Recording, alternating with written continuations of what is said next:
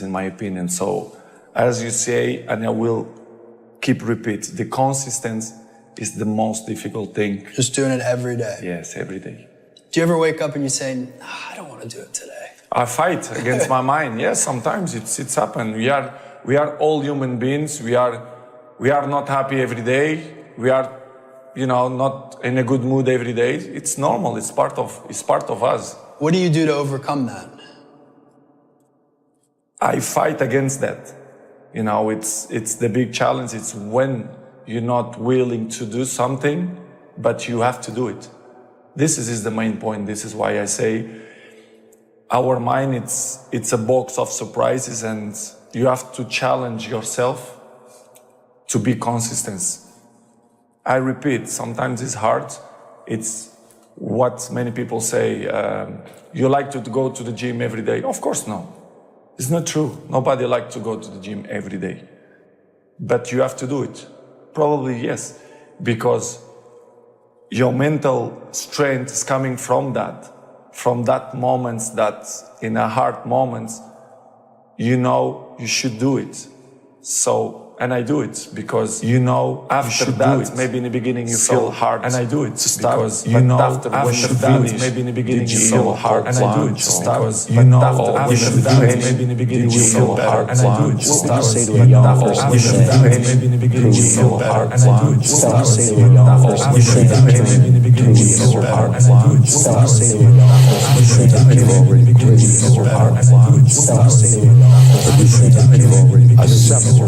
Where you are, I swear you're going to be. You've already lost where you are. And there's no power in that. I swear you're going to be. There's no power in that. That's like staying right here. There's no power. You're not popping the clutch. You're not going forward. Staying right here. You made a choice to just stay here. You're not popping the clutch. And that's your responsibility. Staying right here. You made a choice. And I'm not saying it's going to be easy. I'm not saying there are not challenges. And I'm not saying it's going to be issues. I'm not saying fear. And I'm not saying obstacles. But when you quit fear, you're right. This is where you're going to be. But when you never quit fear, quit and start right. This is where you're going to be. But when you never quit fear, quit and start right. This is where you're Don't ever let somebody tell you you can't do something. Don't ever let somebody tell you, not even me, you can't do something. Don't ever let somebody tell you, not even me, you can't do something. Don't ever. You got a dream, not even me. You got to protect it. You got a dream. People can't do something themselves. They want to tell you you can't do it. People can't do something themselves. They want to tell you you can't do it. You want something, go get it. They want to tell you you can't. Period. How do you love yourself, Luis? Because I talk about it all the time. So I made a list of how to love yourself, and it's even in poster and postcard form now. But number one on that list of how to love yourself is to stop all the criticism. Just stop it now and forevermore, and make a vow to yourself that you're going to do your very best from now on to stop criticizing. Number one, you, and then other people. It'll be a lot easier to stop criticizing other people when you stop criticizing yourself. It'll be a lot easier to stop criticizing. Focus on you until the focus is on you, bro. Focus on you. I know that, we want the focus to be on us today. But, if we put the focus on ourselves, like me, putting the focus on me, giving myself everything I need to be successful, giving myself everything I need to be competitive, giving myself everything I need to be the catch, to be the prize. That's what I'm going to do. When you focus on doing that, and you don't pay no mind to nothing else outside of your control, and you don't pay attention to them paying attention to you, when you stop doing that, I promise you, that's when the focus and the attention is going to be paid on you, bro. I promise you. Been anything along your journey that you've kind of regretted, and then how do you deal with regret? Anything along your journey that you've kind of individual choices and mistakes, yeah, but ultimately you learn from them. So no, because even the regrets, the bad things or the stupid things, you learn not to do bad things or stupid things. All those things are beneficial in some way that can get through. If you if you did something that resulted in someone's death or something horrible like that, yeah, it'd be terrible. But I've been very fortunate that hasn't happened. But the dumb shit that I've done or the bad mistakes that I've made, they've taught me. You know, you learn. Like, that's why failure is so important. Like failing and fucking up and like making mistakes, very important. Like, that's how you learn. See, the bad feeling that you get from something that you shouldn't have done or wish you didn't do or wish you did better. Like especially failing at something where you half-assed it and you just feel like a fucking loser. Especially failing at something where you half-assed it and you just feel teaches you to get your shit together. Well, you have such a good ability to learn from those things. Some people, I think, kind of it's just like it gets repetitive for some people. That's dangerous. Yeah, it's dangerous to dwell on past mistakes because people sort of define themselves by the worst moments that they've ever had. And if that's the case, like some people are stuck in high school. You know, they're stuck in failures that they had like when they were first getting jobs, and they always think that they're a loser, and they don't like the feeling of failure, so they keep low expectations so that they never have to feel that. They don't like the feeling of failure, so you gotta get through it. You gotta get through bad feelings. You gotta get through failure. It's very important, and you get through it by just picking yourself back up and moving forward and going. But it's hard for a lot of people because that sting, they never get over it. The feeling of failure, and they don't have a good support system, like good friends, like having a good community of friends, and they don't have a good very, very important because you could feel like down, like if you've been a girl broke up with you, and you feel like you're the worst, you're a fucking loser, like you're a piece of shit. But then you go out with your friends and you have a few laughs, and next thing you know you're laughing, and you're like, I'm alright. But then you go out with your friends and you have a few laughs, and next thing you know you're laughing. And look at you today, man. And I just think that's really critical, right? And it's like, because everybody has dreams. Really critical, and it's like, and as much as you want to be able to listen a little bit, because somebody's going to give you a gem, but nobody knows but you. You can't get advice on what you should do with your life, right? Nobody knows what you are with your life. Even sometimes you don't really even know what you are. You got to take your shot, and it's like, as much as you want people to agree and you want the people around you to be supporting your dreams and all, it's not going to be like that all the time. You got to do it alone, and people will help you, and when you get the ball rolling, people will jump on. But if you don't believe, nobody else get the ball. People come along because your belief is so insane. Thoughts are like drops of water. You drop a drop of water on the tables of water, and it doesn't mean much. But if you keep dropping and keep dropping and keep dropping, you get the table becomes a wash, and then you get a puddle on the floor. And then you can get a little pond and a lake, and finally you can create an ocean. And with our own thoughts, we can drown in a sea of negativity, or we can float on the ocean of life. And it's up to us. The thoughts we think accumulate to us. And what sort of puddles are you standing in? Or are you up to here? Or are you up to here and trying to paddle? Now what are you doing to yourself? When we're willing to change our thinking, we can change our experience. And it doesn't matter if you've got a big puddle of negative thoughts. You can move over here and create a puddle of mindfulness, positive thoughts. You can make changes. So you want to turn those fear thoughts into positive affirmations. Let them work for you into positive affirmations. Do you believe that every person has the ability to choose the right path, the spiritually enlightened path? Absolutely. Absolutely. It's not easy. Absolutely. It can be tremendously difficult. It's easier to quit. It's easier to succumb. It's easier to give in. It's easier to succumb. But to go forward. It's easier to give in. That's tremendously difficult forward. You have to be bold to do that. To say, no, this is not where I'm going to be. I often think to say of another person I'm going to be.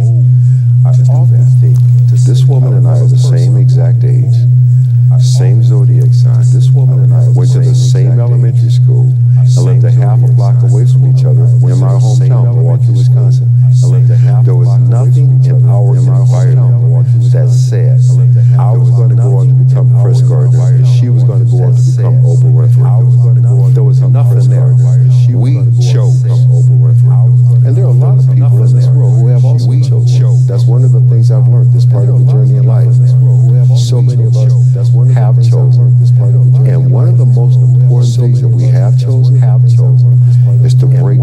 these various cycles.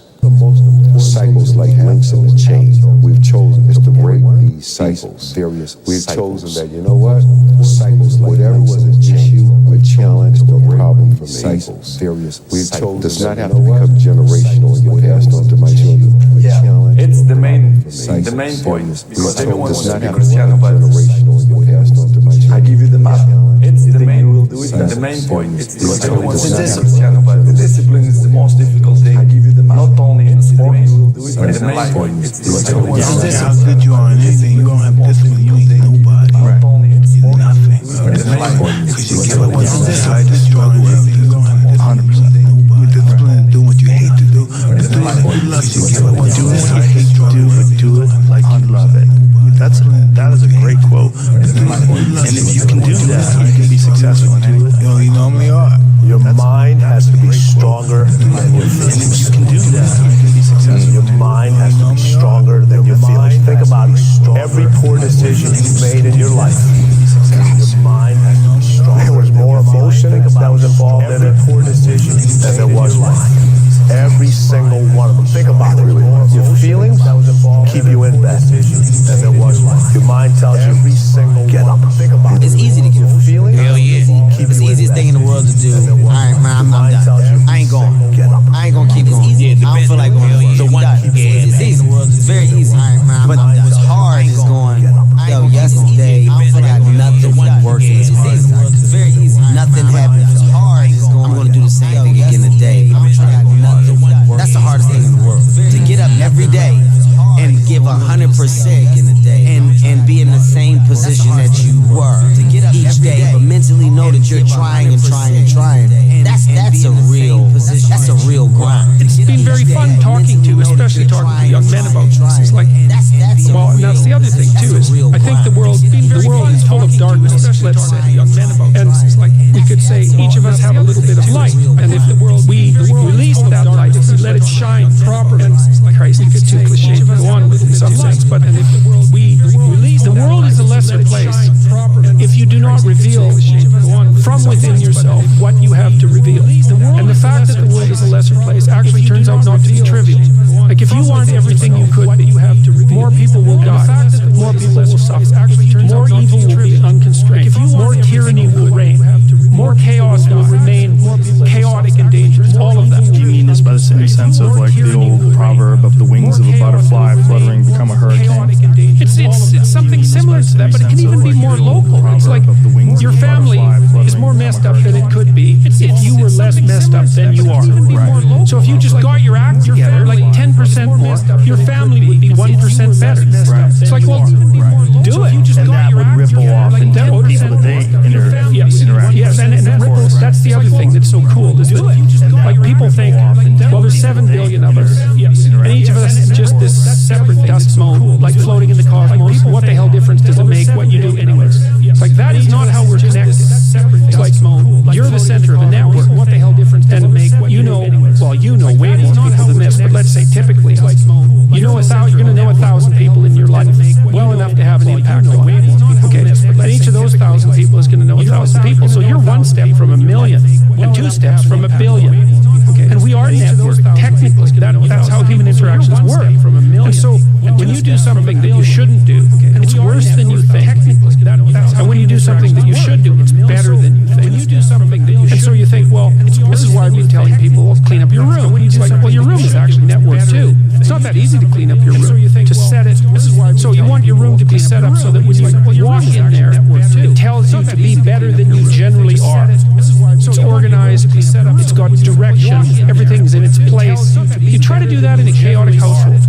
So now I've watched people do this because I had students do these sorts of things as assignments. I'd say, look, pick a small moral goal, clean up your room, and just write down what happens as a consequence.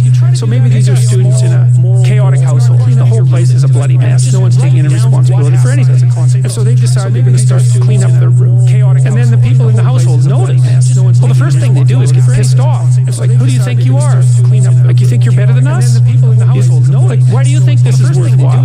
Who guided and made you God? All of that. So just by trying to organize organize this little part of their life, they immediately run into the people whose actions they're casting in a dim light by trying to improve themselves to some degree. They might have to have like a thorough war in their household to be allowed to do something as simple as keep the room orderly. You'll find out very rapidly that A, that's way more difficult than it sounds, and B, that the consequences of it are far more far-reaching than people think. So that's quite fun. No, because maybe part of it is that like everything around you is full of potential. Everything. Maybe more potential than you could ever possibly utilize. And so maybe all you have is this little rat hole of a room in some rundown place in the world. Fix it up. And so there's more there than you think. See what happens if you fix it up. And you'll fix yourself up simultaneously because you have to get disciplined in order to fix up the room. Then you have a fixed up room and you'll be a more fixed up person. Like, you think that nothing will happen as a consequence of that? It's like all hell will break loose as a consequence of that. You'll be a more fixed up person. Trust me, you have a mindset right now, just like I have a mindset. It's how we view life. I know people with a negative mindset, which basically they view everything in a negative way. I know people with a positive mindset, which means they view everything in a positive way. People with an abundance mindset, a scarcity mindset. It's a way of thinking. They view everything in a positive. The question is, how do we get that?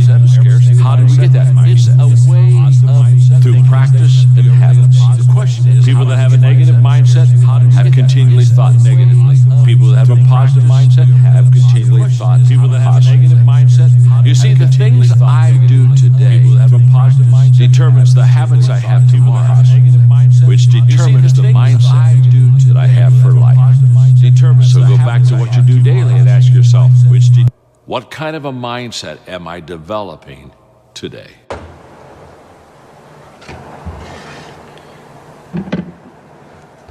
Okay, y'all ready for a lecture? Talk about the importance of nothing. So, nothing is acceptable but your best. So, we need to be, everything is determined by what you do and you trying to be your best so that you can build on positive performance so that, and that's the only thing. There should be nothing else. And it's also very much worth thinking about with regards to setting up your life in general. It's like, if you concentrate solely on your career, you can get a long way in your career. And I would say that that's a strategy that a minority of men preferentially do. That's all they do. They work like 70, 80 hours a week. They go flat out on their career. They're staking everything on the small probability of exceptional status in a narrow domain. But it's hard on them. They don't have a life. It's very difficult for them to have a family. They don't know how to take any leisure activity. Like, they get very one-dimensional. Now, it may be that unidimensionality is the price you have to pay to be exceptional at one thing, right? Because if you're going to be something like a genius-level mathematician and you want to do that or a scientist, say, it's like, you're in your lab all the time, you're working 70 hours a week or 80 hours a week, you're smart, you're dedicated, you're unidimensional, and that's how you get to beat all the other people who are doing that. It's the only way. But the problem is you don't get a life. Now, if you love being a scientist and you have that kind of focus of mind, well, first of all, you're a rare person, and second, you're going to pay for it. But fine, more power to you. But it's a risky business to do that. You sacrifice a lot for it. And I would say most often, if you're speaking about having a healthy life, that isn't what you do. You spread yourself out more. So, you have a family, you have some things that you do outside of work that are meaningful to you and useful. You have a network of friends. Those 3 things alone, or 4 things alone, are plenty to keep you well oriented. And then if one of those things collapses, everything doesn't go. Now, the price you pay for that is the more you strive to optimize that balance, the less likely you are to be fantastically successful at any single one of them. But you might have a very, if you consider your life as a whole, that might be a winning strategy. It's like, I want one thing in my life to be 150%, or I want 5 things in my life to be 80%. Well, There's a lot more richness in a life where you have 5 things operating at 80%, but you're not operating at any of them at 150%. So, and I really believe this. You know, I really don't have regrets. I am a person that says, you know, as soon as you look back in your history and you come up with something that you feel like you want to change, something else has to change. You know, so. What about your biggest disappointment? Once again, that's the same analogy. You know, disappointment to me, to win, you got to lose. To be successful, you got to have something that's not successful. To be happy, you got to have disappointment.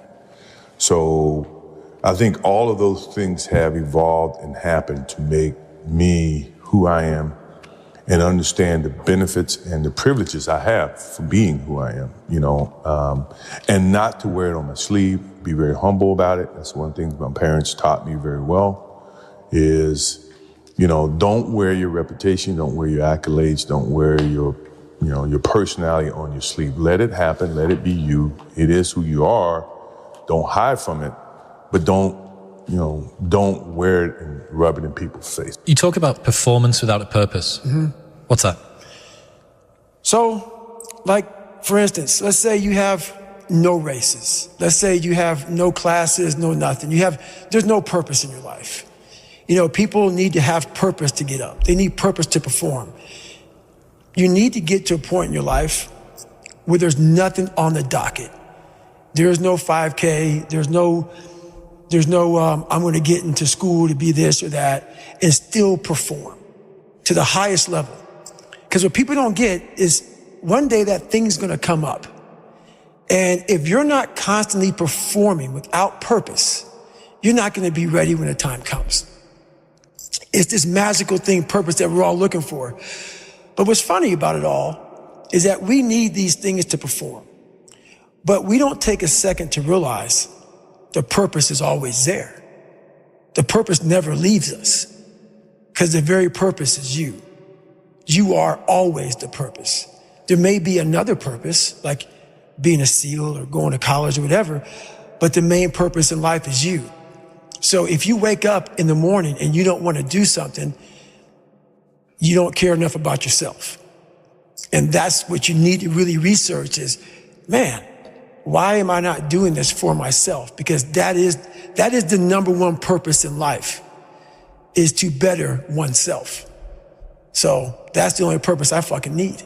So the reason I get up every day, even though there's no race or there's no school, or there's nothing in front of me, is because I have pride in myself. The key to being successful is planting. You've got to plant. Now, when you plant seeds, young people, you can't expect the harvest in 30 days. The harvest don't come in 30 days. You got to plant your seed, and sometimes the harvest don't come for years. Everything is not instant. So here's what I do. I get a row and I drop seeds in the ground. Then I go back and I cover them up with dirt, because the dirt, you need the dirt. Then once I cover it up, I dig another row and I plant some more seeds. I got about 10 rows planted. I look back at the first row and it's starting to sprout. Some stuff starting to come out the ground. I don't go back to that first row and just start eating, because it ain't really bearing no fruit right now. You can't eat the stalks and the leaves. You gotta wait till it bears fruit. In the meantime, you got to keep planting. Now, you're gonna look up in about 5 years, you're gonna look back and something you planted 5 years ago gonna have a lot of fruit on it. Then you can go back and start partaking of that fruit. But the reason you gotta keep planting is because sometimes you're gonna get rained out. Sometimes it's gonna be a drought. Sometimes, man, the pesticides / haters is gonna do what they do to your planted crops. Now, you got to mentally be prepared for that. But the planting process can never stop. If I could tell anybody anything, keep planting seeds and never stop planting, because you have no idea when God gonna drop all the necessary rain and you look up and everything you need is right there. The hardest part of all of it is being vulnerable enough to admit the abuse, admit the past. Most of us don't want other people to know that. And that's right. the hardest part, to open up and be that vulnerable. Right. When did that start to bubble to the surface for you and you start to see vulnerability as a strength? Well, where it started making me, I had to stop giving a fuck about people. That was the biggest thing. I had to stop caring what people thought about me. I realized that everybody's fucked up. That's the one thing I realized. I walked around and I put these people on a fucking pedestal. Everybody was better than me. So I can't tell you anything about me because you're gonna judge me and I'm gonna feel even worse than what I am. What I realized, once I calmed my mind down and sat back and looked at how jacked up this world is, once you realize that you are not alone, everybody that's talking to you about how jacked up you are, only thing they've done better than you is they've hidden their fucked up world better than you have. That's all they've done. So once I realized that, if you want to sit back, like for instance, there's all these things that are on TV and we have all these news people judging people who fuck up in life. And yeah, they made big mistakes. But that person who is judging you on TV, I guarantee you that news person is saying, I'm glad that my shit didn't come out, but I'm gonna judge the hell out of you. I know that about people. So if you wanna sit back and judge how jacked up I was and how messed up my life was, Merry Christmas, go for it, have a good time. But I'm smiling at you right now, knowing you have a secret that you're not willing to share. It gives you a lot of power when you're able to go on a podcast this big and say, hey, tell me, I'll tell you anything you want to know, 'cause I no longer care.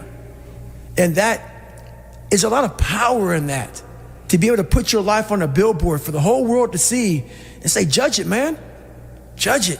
Like just me talking about it makes me feel good. And that's another thing about it. When you are willing to talk about how jacked up you are, the strength, that big rock that you carry, it just starts to come off you. It just starts to come off. That's why I do it so often. I'm like, hey man, I'll tell you anything you want to know. I'm tired of being afraid.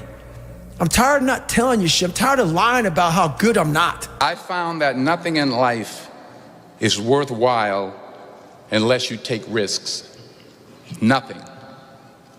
Nelson Mandela said, there is no passion to be found playing small and settling for a life that's less than the one you're capable of living. Now, I'm sure in your experiences in school and applying to college and picking your major and deciding what you want to do with life, I'm sure people have told you to make sure you have something to fall back on. Make sure you got something to fall back on, honey. But I never understood that concept, having something to fall back on. If I'm going to fall, I don't want to fall back on anything except my faith. I want to fall forward. I figure at least this way I'll see what I'm going to hit. Fall forward. This is what I mean. Reggie Jackson struck out 2,600 times in his career, the most in the history of baseball. But you don't hear about the strikeouts. People remember the home runs. Fall forward. Thomas Edison conducted 1,000 failed experiments. Did you know that? I didn't know that. Because the 1,001st was the light bulb. Fall forward. Every failed experiment is one step closer to success. You've got to take risks. Because as humans, I think naturally we go into situations sometimes and we're selfish. And so we want to see, how can this benefit me? How can I go into the situation and it best benefits me and everybody that I'm connected? Like, how can I get the edge in this situation? Instead of stepping back and understanding that when you're selfish, it's a dangerous thing, because when you're selfish and you go into situations at a certain point in life, we're always going to come up against something that's a lot tougher than us. And if we're always selfish, 9 out of 10 times, if the only thing we think about is just ourselves, when we hit something that's a lot tougher than us, we don't have a driving force to do what we do. And so it's easy for us to surrender, step back and say, man, forget it. I'll throw it away. It's just like I'm married, right? And so I'm young, I'm 6 years in. And so I went to an old couple one time and they were married some crazy years, 60 years, something like that. I said, right, crazy, insane. But I'm saying, how did you make it last that long? And they said, the reason we made it last this long is because we come from an era when something is broken, we don't throw it away, we fix it. And so as people, the way I approach situations, how can when something is broken, I don't throw it away and I don't let the circumstance or the situation define my life, but I try to figure out how can I fix it, and fixing it may not be my arm working, but fixing it may be me using it every day to be a blessing in somebody else's life. How do you develop consistency and more discipline in your life? And often with these kind of ideas or questions, I find the focus wrong, and I like to look at it differently from a different angle. So the human brain operates by pleasure and pain. What is pleasurable, we're attracted to, and what is painful, we naturally recoil from. And if things become too painful, we never do them. And if things become pleasurable, we get addicted to them, often with bad consequences. All right? So if the idea of discipline, of consistently doing an action, is only associated with pain, with tedium, being by yourself in a room, doing one thing over and over and over again, you're never going to get over the mountain because it's associated with too much pain, and the brain naturally shrinks from anything that's painful. Okay? So there has to be pleasure involved. Discipline has to have an element of pleasure. Consistently doing your work has to have rewards. Reward is the key word here, right? So if you never feel direct, pleasurable sensation from what discipline is giving you, then it's never going to work. Well, what are the rewards? When you were young, when you were a child, if you learned a sport, or you learned a musical instrument, or you learned chess, you knew that in the beginning, day by day, it was boring as shit. You hated it. It wasn't fun. But if you stuck with it, after 3 months, 6 months, wow, I can play this tune. Yeah, I can make a 3-point shot. Yeah, I can win a chess game here. All right? There's a reward. And then you push through and you go further and further and further and further. Okay? If you never had that experience in your childhood, then it's pretty rough. I think most of us have had that in some kind of endeavor. But if you've never experienced a reward from discipline, it's going to be very difficult for you. But you have to know that after the 3 months or the 6 months of sitting in your office and writing every single day over and over and over again, as you try to write a book or a novel or whatever, it's boring as hell. But man, I'm going to reach that moment in 3 months and 4 months. There's going to be a reward, and I'm going to feel it, and I'm going to get addicted. I'm going to get hooked to that. And you get hooked to those rewards to the point where other kinds of immediate pleasures don't have the same effect on you. And you want this again and again and again in your life. The highs that come from actually reaching your goals. So you have to think in the moment of this where you're trying to discipline yourself of what will be the reward, of the visualize it and feel it. I'm going to have this skill at the end. I'm going to have this business that I've started. I'm going to have this sense of pride. I'm going to have this sense that I got where I wanted to. And literally visualize it and imagine it and feel it in your body and know that that's where I'm going to have that reward at some point. And if it's too much drudgery and tedium, you're never going to get past that point. So that's sort of my main lesson. In life, we have these 5 buckets, right? The first bucket is our knowledge, which is what we know. When we apply what we know, it becomes a skill, right? And these first 2 buckets, your knowledge and your skills, are the only buckets in your life that no professional earthquake can ever unfill.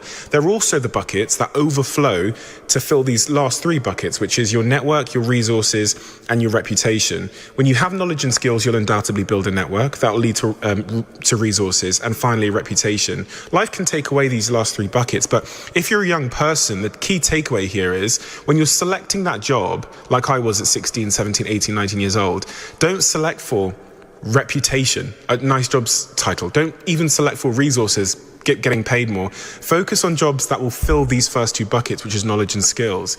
You want to have more joy and satisfaction at work, you need to engage it differently, even when it sucks. How many of you have had like 3 months of doing suck work? Anybody? Just like the last 3 months, you're like, God, this sucks. Anybody? Yeah, you should celebrate that. Say, that's me. It's totally okay when you have suck work sometime. How do you engage with it? Because what most people do, they hate it. They hate the struggle. They hate the suck. But if you ever worked with elite army people, they have this great saying, right? Especially the Green Berets, I love that saying. They say you have to embrace the suck. And I was like, ooh, that's good, guys. You gotta embrace the suck. Because you know what? If you avoid it or you hate it, look, anything you pour hate on grows into a monster.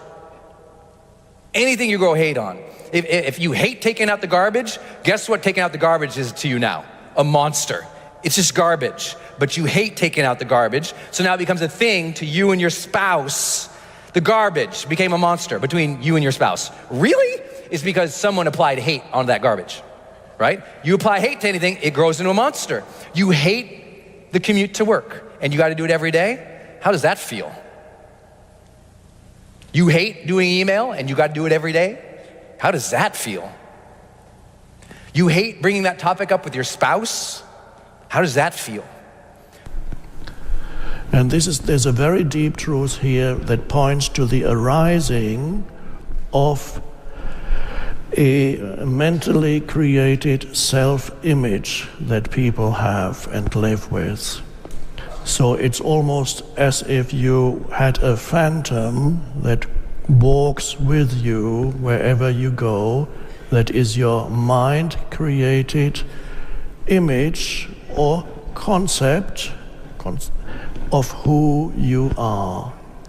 And that is what we call the ego. The ego is a mental image conditioned by the past, conditioned by your environment and many other factors.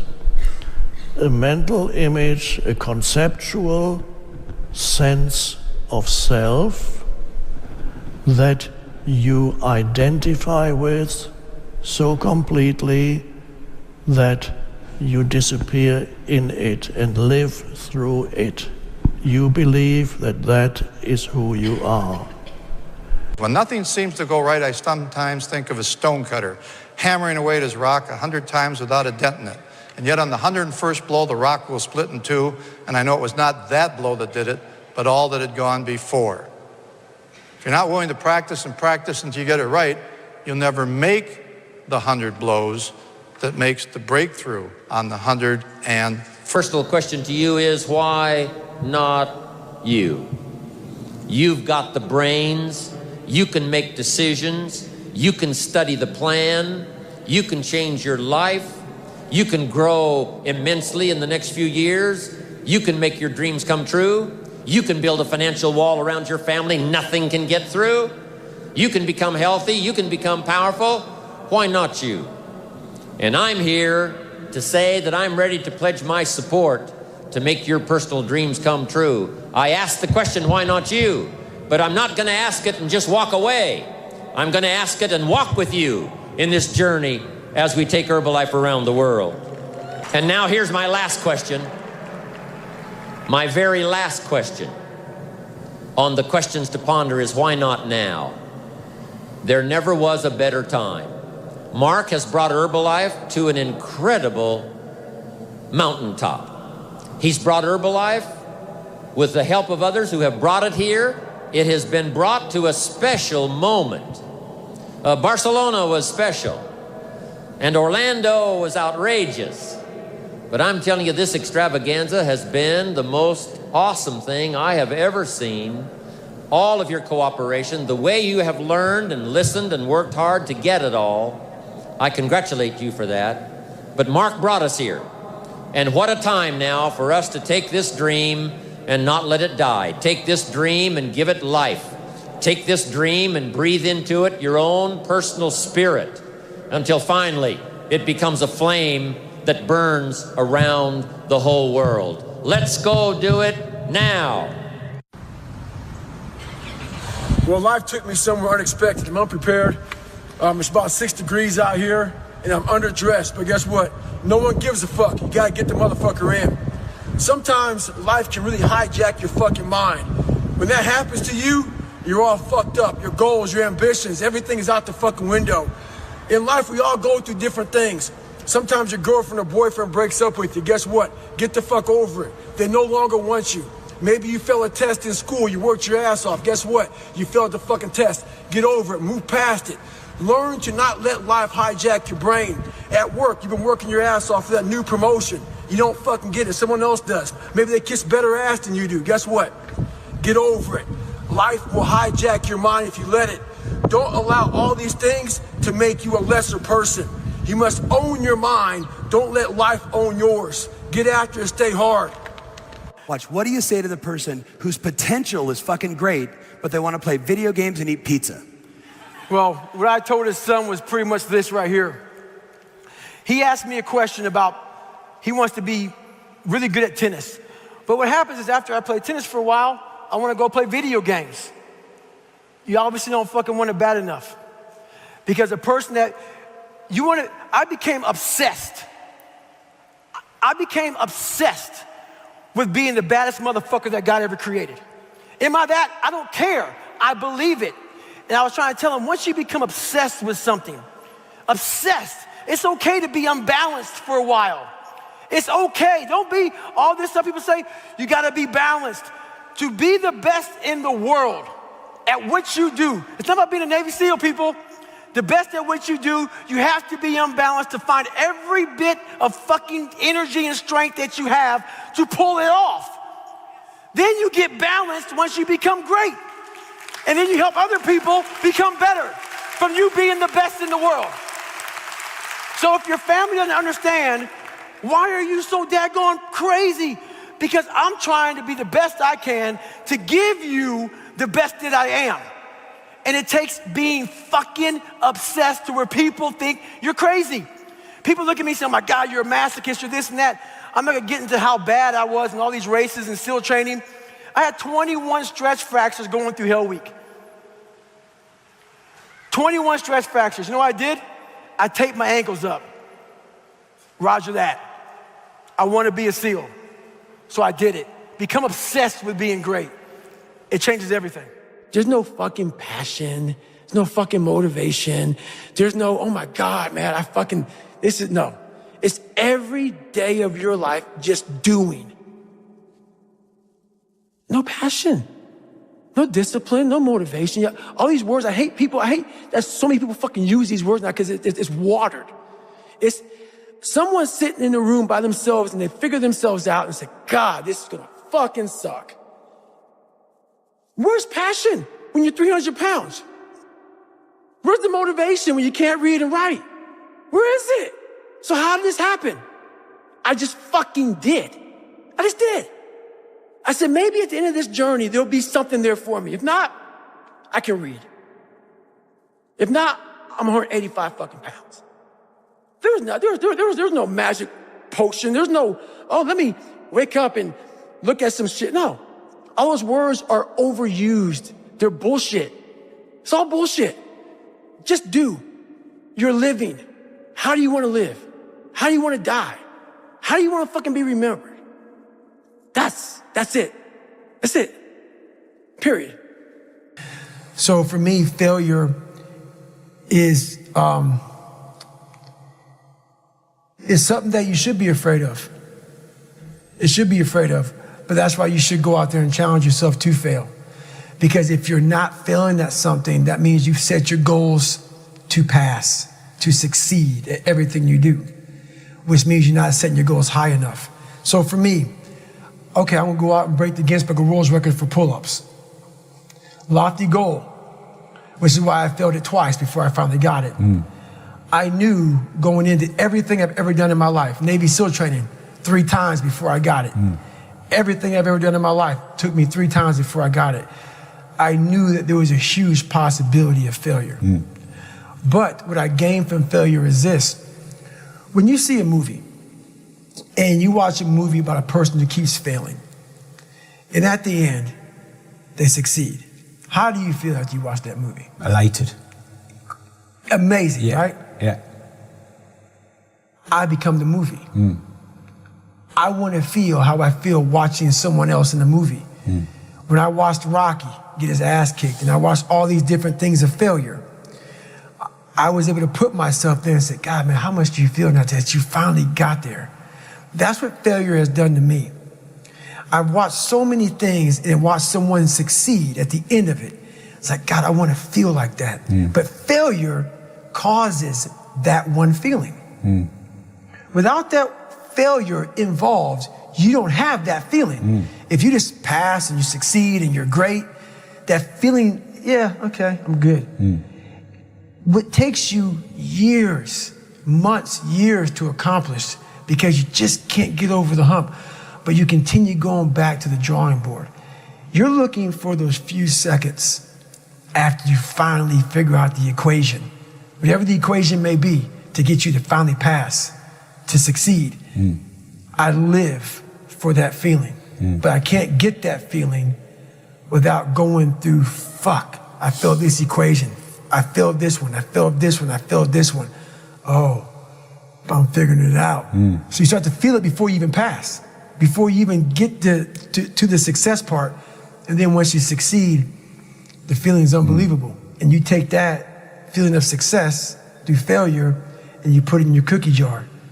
And you say, I'll come back and get you again. I'm gonna need you again down the road in my life. I'm a big believer in doing things that make you uncomfortable.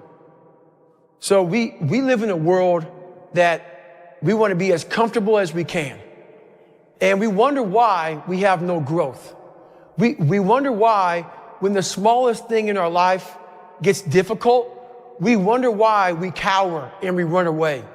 Because we are kind of living our whole life is set up that way. Our whole life is set up in the path of least resistance. We don't want to suffer. We don't want to feel discomfort. So the whole time we're living our lives in a very comfortable area. There's no growth in that. So for me, I realized that. The reason I became 297 pounds is because that was comfortable. What was very uncomfortable was running. What was very uncomfortable was being on a diet.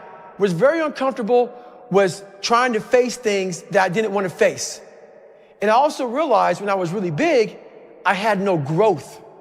Why? Because I was living comfortable. So I realized for me to find growth, I had to face all of these different things that made me very, very uncomfortable. And that's the one thing I'll say right now to people listening to this.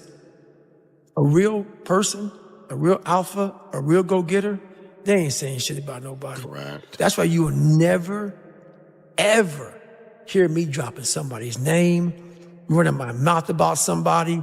I don't know what you went through. I don't know what you're going through. I didn't wear the shoes you wore when you were a kid. I didn't grow up in your fucked up house. I didn't have your fucked up family. I don't know shit about you. So guess what I do? Shut the fuck up. Because real men don't say shit. Because first of all, we're too busy trying to grind and be better. Correct. Second of all, unless we know what we know, we shut our fucking mouths. But nowadays, there's not many real men who live by that creed of like, you know, if you're on social media running your fucking mouth and shit, you're just a bitch. Correct. You're honestly, and that's not me trying to be some after school special shit. You really are a bitch. Real men ain't doing it. Real men don't care about that gossipy bullshit. Get to work, man. The best way to get the optimum results out of your day is to plan your day the night before. There are two reasons for this.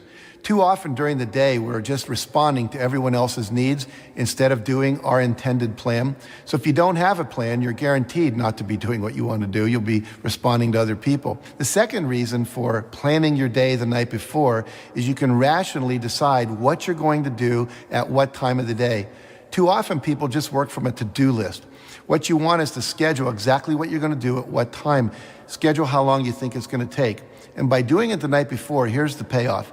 All night long, your unconscious and subconscious mind is going to be working on how to make that happen. It's going to be coming up with creative ideas, pulling information from your past memory into the present so you can utilize it, and literally planning your perfect day. It's like having an employee working for you all night long. If you do it in the morning, you don't get that benefit. And then start to work your plan. Plan your life, work your plan. You're going to be very, very successful. Find something. Find a thing that you genuinely enjoy, because getting good at things you genuinely enjoy is extremely beneficial for young people, because it lets you know that, like, everybody thinks they're a loser. Every young person thinks they're a loser. At least a young person in the situation I was at. Like, I didn't know I wasn't a loser until I started winning, until I started doing martial arts. Martial arts taught me that, like, I could get better at stuff, that I wasn't really a loser. I just was someone who was like in a fucked up situation. But you could channel all that energy that you have as a young person into something and get better at it. And then all of a sudden people admired me. I was like, this is crazy. So I went from being someone who was incredibly insecure and basically a failure to someone who was really successful at this one thing that was very dangerous. I fell in love with an essay by Strangest Loop, and it is a list of things that are not doing the thing. So here is a list of things that are not doing the thing. Preparing to do the thing isn't doing the thing. Scheduling time to do the thing isn't doing the thing. Making a to-do list for the thing isn't doing the thing.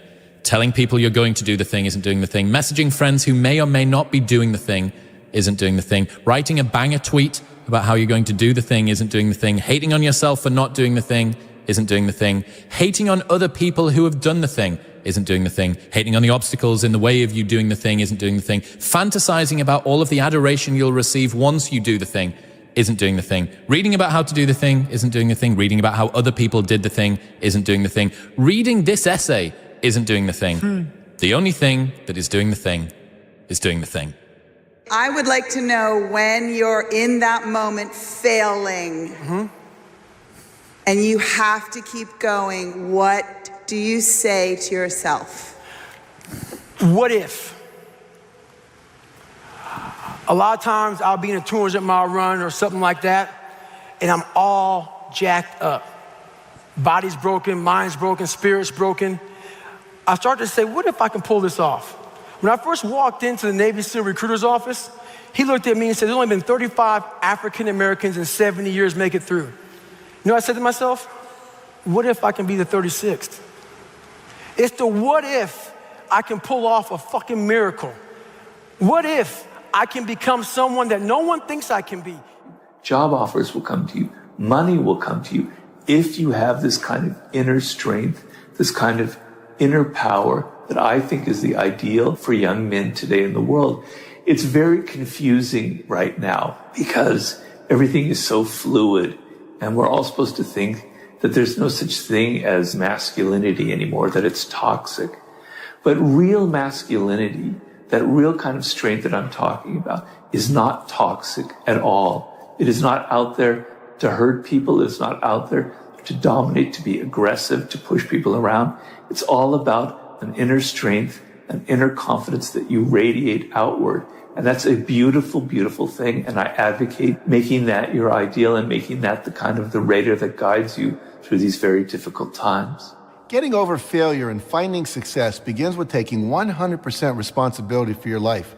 You have to give up your excuses and victim stories. You have to drop all the reasons you can't succeed or haven't succeeded so far. I know it's a challenge, but if you want to get ahead, you have to take complete responsibility for everything you experience in your life. When we have setbacks, we get sidetracked with blame and excuses, and we give away the power of personal responsibility. You can change that. When something doesn't turn out, you can ask yourself, how did I create that situation? What did I say or not say? How did I get the other person to act that way? You may think you can't control other people's actions, and you're right. You can't. But we have a part in everything that happens. What if you hear that people have said something bad about you? Maybe it isn't even true, but you can think back and see your part in it. Maybe you've criticized them in the past without having all the information. Maybe they've heard you criticize others. Our actions affect people in ways we can never imagine. And finally, you want to ask yourself the real power question. What will I do differently next time to get the result I want? It's great to know what you did to contribute to your own difficulties, but it's pretty useless if you don't put that knowledge to work. Let it help you. Let it move you forward. After watching that film, I come to understand if I could work that hard every day, with being blessed with the physical tools that I have, what would my career be? And I made a promise to myself from that day that I was going to work that hard every single day so that when I do retire, I have no regrets. And that was the most important thing for me, is to leave no stone unturned, get better every single day. And if I lived that way, then over time, I'd have something that was beautiful. But that was my philosophy. It seems like a pretty simple one, but if you live your life to just get better every single day and do that for 20 years, what do you have? Say is, when you grow up, you tend to get told that the world is the way it is, and your your life is just to live your life inside the world, try not to bash into the walls too much, try to have a nice family life, have fun, save a little money. But life, that's a very limited life. Life can be much broader once you discover one simple fact, and that is everything around you that you call life was made up by people that were no smarter than you. And you can change it. You can influence it. You can build your own things that other people can use. And the minute that you understand that you can poke life and actually something will, if you push in, something will pop out the other side, that you can change it, you can mold it. That's maybe the most important thing, is to shake off this erroneous notion that life is there and you're just going to live in it, versus embrace it, change it, improve it, make your mark upon it. I think that's very important. And however you learn that, once you learn it, you'll want to change life and make it better, because it's kind of messed up in a lot of ways. Once you learn that, you'll never be the same again. Make that kind of big decision. And, I'd already talked to my wife about this, and she was very supportive and said, look, you can count me in 100%, whatever you want to do. It's true, she had married this kind of, fairly stable guy and a stable career path, and now he wanted to go do this crazy thing, but she was 100% supportive. So it really was a decision that I had to make for myself. And the framework I found, which made the decision incredibly easy, was what I called, which only a nerd would call, a regret minimization framework. So I wanted to project myself forward to age 80 and say, okay, now I'm looking back on my life. I want to have minimized the number of regrets I have. And I knew that when I was 80, I was not going to regret having tried this. I was not going to regret having trying to participate in this thing called the internet that I thought was going to be a really big deal. I knew that if I failed, I wouldn't regret that. But I knew the one thing I might regret is not ever having tried. And I knew that that would haunt me every day. And so when I thought about it that way, it was an incredibly easy decision. And I think that's a very good, it's if you can project yourself out to age 80 and sort of think, what will I think at that time? It gets you away from some of the daily pieces of confusion.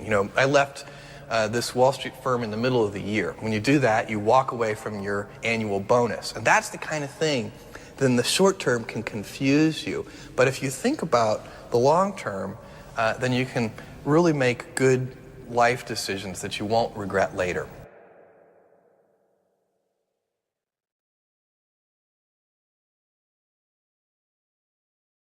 This is very important for me. I'm always a competitive player. Not just in the games, I'm in the train, I'm like that. In the home, with my sisters, with my mom, with my nephews, I'm always try to competitive hard and try to win. I'm like that. I never change because I like this. I like what I do. I like my life. I'm a happy person. So competitive is part of my life. So in Madeira, in Madrid, in England, I always want to win. I'm always a competitive person. So it's part of me. What I do love is when I do a race and on the edge, the last race, for example, I was dead at the end. I was pushing so hard. And really enjoying it. That's what racing's all about. I'm generally pretty hardcore, I want a hard race. I want to be destroyed afterwards. It doesn't matter if, of course I want to win, but as long as you've put up a good battle and you've given 110%, you've left with zero, it's not like, I had a couple percent left, but I finished the race. I'm like, I want to be completely depleted after the race, knowing that I gave it my all and I didn't make, very many mistakes, and then I can go home proud. We live in a world now that's so kind. We find the kind way around everything. Like, if you don't look good, I have to find a kind way of saying, I don't like your shirt. Right. That's not the approach. If that's the approach you're looking for, that book is not for you. Can't Hurt Me is not for you. The approach you have to take, at least I took, you take whatever approach you want. The conversation had to be a real, honest conversation in the accountability mirror of, guess what? I was fat. Don't find a kind word to say that, you know what? I've gained some weight. No, you're fat. When I couldn't read, not like, hey, you know, you have a learning disability. No, I cannot read. I have a 4th grade reading level. I'm struggling. And sometimes I call myself stupid. Not in a way to put myself down. So don't take it like, my God, those are so hurtful. Yeah, they're hurtful. Dishonest. The conversation has to become an honest conversation of where you're at mentally. Where am I at mentally? I look like I feel like I'm falling behind in school. I'm lazy. My house is a mess. You have to look at what it is and call it what it is. Don't find words to make yourself feel better, because so we hang around people that make us feel better, that tell us what we want to hear, not what we need to hear. And so we stay away from those people. And we stay away from those people, like our internal dialogue becomes that kind, it's okay, it's not okay. So that's where it starts. It starts with that accountability of, it's not okay anymore. This can no longer be okay. And calling yourself out for exactly what you are and exactly how you need to fix it. I wanted to excel my game and isolate my game from everybody else. That I was more than just, a few dimensional. Even when it came to Magic Johnson, Magic Johnson was a crowd pleaser. He was a good offensive player. He was a great motivator. Average defensive player. I wanted to change that. I wanted to take another step. I wanted to do all those things, that could separate me from Magic Johnson. I'm not saying he wasn't great. He still is great. But we're great in our own different way, and that was motivational for me, and to this day it still is. I never feel that I'm at my best. I feel I still have room to improve. I still set goals for myself to strive for. I'm never complacent with what I've achieved. Even though it's been very successful for me, I still feel I have a lot to prove, not just as a player, but as a person, as a father, to some extent as a role model, in all aspects. So I'm never really too complacent with myself or with what I've achieved. When I get to a point where I feel I can improve as a player, I walk away from the game. I still feel that I have a plateau that, I hadn't reached yet in terms of my skills or my expectations of myself. I'm always going to expect myself to do, certain things or surpass certain things. As long as I believe that, then, my road to success is going to continue to expand. Your whole life has been a fight. Yes. And that's the way you've actually liked it. Yes. You were brought up in an environment like that. Where I came from, it was about survival mode. And to survive, you needed to be tough. You needed to show you're tough. And that's where I came from. But I brought it in my game also. I'm not afraid to say what I think. I'm not afraid to do what I believe in. Then afterwards they give you or nothing. It's me. I cannot change me. I'm not here to be beautiful or to be perfect to somebody. I think being yourself is perfect. Yeah. You will do mistakes, you will learn from your mistakes. And you will still do mistakes. And me getting angry and that's me. I need to get fired up. So that's how I bring out sharpness. That's how I bring out the best out of me when I walk on fire. Because if you make me feel too comfortable, I'm playing to win. And to win, I will destroy you. I will do everything to win. And I need to win. Because when I win is my proof that I am alive. For me as a driver, I change. I improve all the time through experiences, not race by race, not just race by race, but in life. I'm taking all these different experiences, positive or negative, extracting the best bits out of them, learning, becoming older and wiser.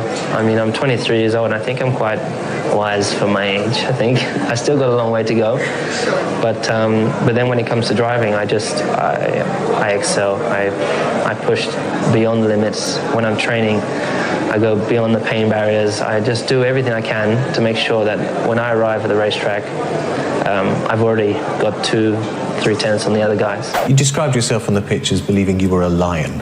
Is that right? I am a lion. You are a lion. Are there enough lions around you in this team? Listen, I will be honest to myself. The table is not lying. I think the team is where it is because it is what it is. If we would be number one, we would be number one. Top 4 for me, it's last time I came second, I don't even remember that. Was in Milan. AC Milan. AC Milan. And you didn't like that? No. You said it was something you weren't used to. That was the first position of the last ones, so that I don't really like. And you described that season as a failure. It is a failure. So this, whatever happens, whatever comes after the first one is a failure. You stare at your past and you'll end up staying there. It's okay to look back and admire it, but you carry on. I'm not in the business of staring back at it. You know what I mean? And getting lost back there. People say a loss can make or break a fighter, but trust me, a win can also make or break a fighter because they get comfortable with a win. People can get comfortable with a win, and slack off then. Slack off on the training. Slack off on the diet. They've won one. They're winners now. That's not me. You know, you sleep on a win and you'll wake up with a loss. So I just carry on, keep doing what I'm doing. And that's why this turnaround is so good for me. Vegas, straight away. The Fighting Irish head to the fighting capital. It's perfect. Continue on this path, the freight train straight to the top. Sports is a tool that teaches, you know, and it teaches you bad things. It can also teach you good things. It's how you perceive those things.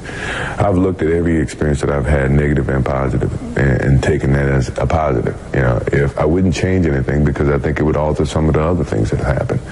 You know, so when I look back, I can't say that I've had any bad things happen. Sure, I mean, you don't want bad things to happen, but you deal with bad things. You can't have good or without bad. Maybe, I don't know, the Irish people might understand more. A young boy dreaming of putting on the Irish jersey or dreaming of putting on his favourite football team's jersey and that crest and lifting that cup, you know, this is my crest. These gloves right here, these UFC gloves, you know. Be the first Irish man to put these on, to lace these up and get in and do the job. Honestly, no one can take that away from me, no matter what. Honestly, I don't mean to be disrespectful, but I don't care about nothing else. I don't know about nothing else, you know what I mean? Don't even listen to it. If I start talking about something else, just don't listen. I'm talking shit. But if I talk about this, if I talk about unarmed combat, if I talk about the human anatomy, you know what I mean? The way the human body moves, then listen. My thinking is so superior, and my knowledge is so positive, and my logic is so wise until it clashes with the mentality, which is down here and I'm up there. So by me being so high, I can see more and see farther than you. And you're looking up at me and saying, Ali, don't do it. Ali, please stop it, it hurts. And you're on a job making 60, 70 pounds a week, or whoever this guy is. Never been out of the country, not known in his own neighborhood. Ali, don't do it. But I'm at such a high level until I don't think like you. I'm not like you. Now I say you, I mean the other person. But you know why they say that. I mean, it's for the best possible reasons, though. They are fear and they are wary. It looks dangerous to them. That's but right. It's not really that dangerous to me. Have you ever met any of the people that bullied you? Yeah, many of them. I think I was more bullied by the media than people around me. Really? If I'm honest. But the ones who bullied you when you were young, you've met them since you were successful? I've seen them, but I haven't really talked to them because friends come and go. Because you have friends when you're young, but you will understand who your real friends is when money come in the picture. What do you feel, though, about those bullies? Do you feel I showed you, or do you feel anything? You know what? Everybody has a dream to become something. If we share the same dream, I don't have any hate for that person, because if we share the same dream, we believe in the same thing, and then I make it, you don't make it, and you treat me bad when you were young, I cannot dislike you. It's the same thing now on the field. If I fight with somebody, if I don't like somebody on the field, I cannot hate that person because we share the same dream. But is the best revenge success? In some moments, yes. Because like I describe my anger when I do things, let's say the media attack me.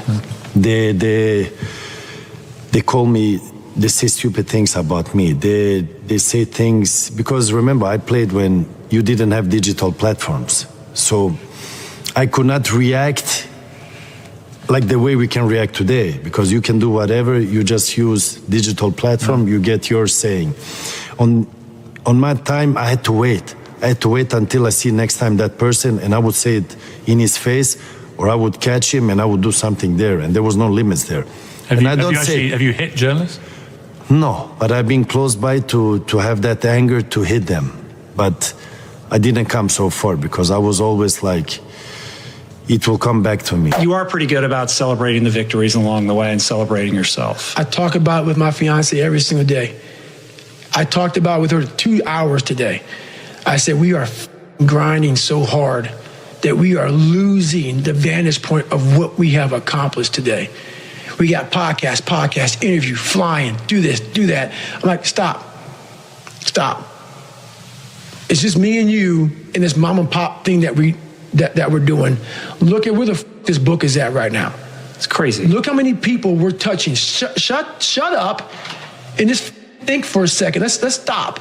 Because all we did was talk about this and this. We got to keep. I go, no, enjoy this for a second. We have to take time and realize what we've accomplished here. That's an evolution for you, man. Huge. But that's I realized, a very different David Goggins than even from a couple of years ago. Huge. Because you have to. What is it all about? I'm going to keep on grinding. That's not what I'm saying. What I am saying, though, is you have to respect what you've done. Take a second. Not live in it. Not sit around and say, I'm good. Sit back and say, let me look at the vantage point now that I'm at. That's why you reset the vantage point. Get the tactical advantage. If you get the tactical advantage too quick and start fighting, you got to take a second to take observation of where I'm at. What have I done? Am I in the right spot? I'm obviously in the right spot right now. Now we can go back to fighting. You know, I'm sure Henry will tell you, any fighter that knows what's happening, you really can't plan a fight when you're meeting a man you've never met before, right?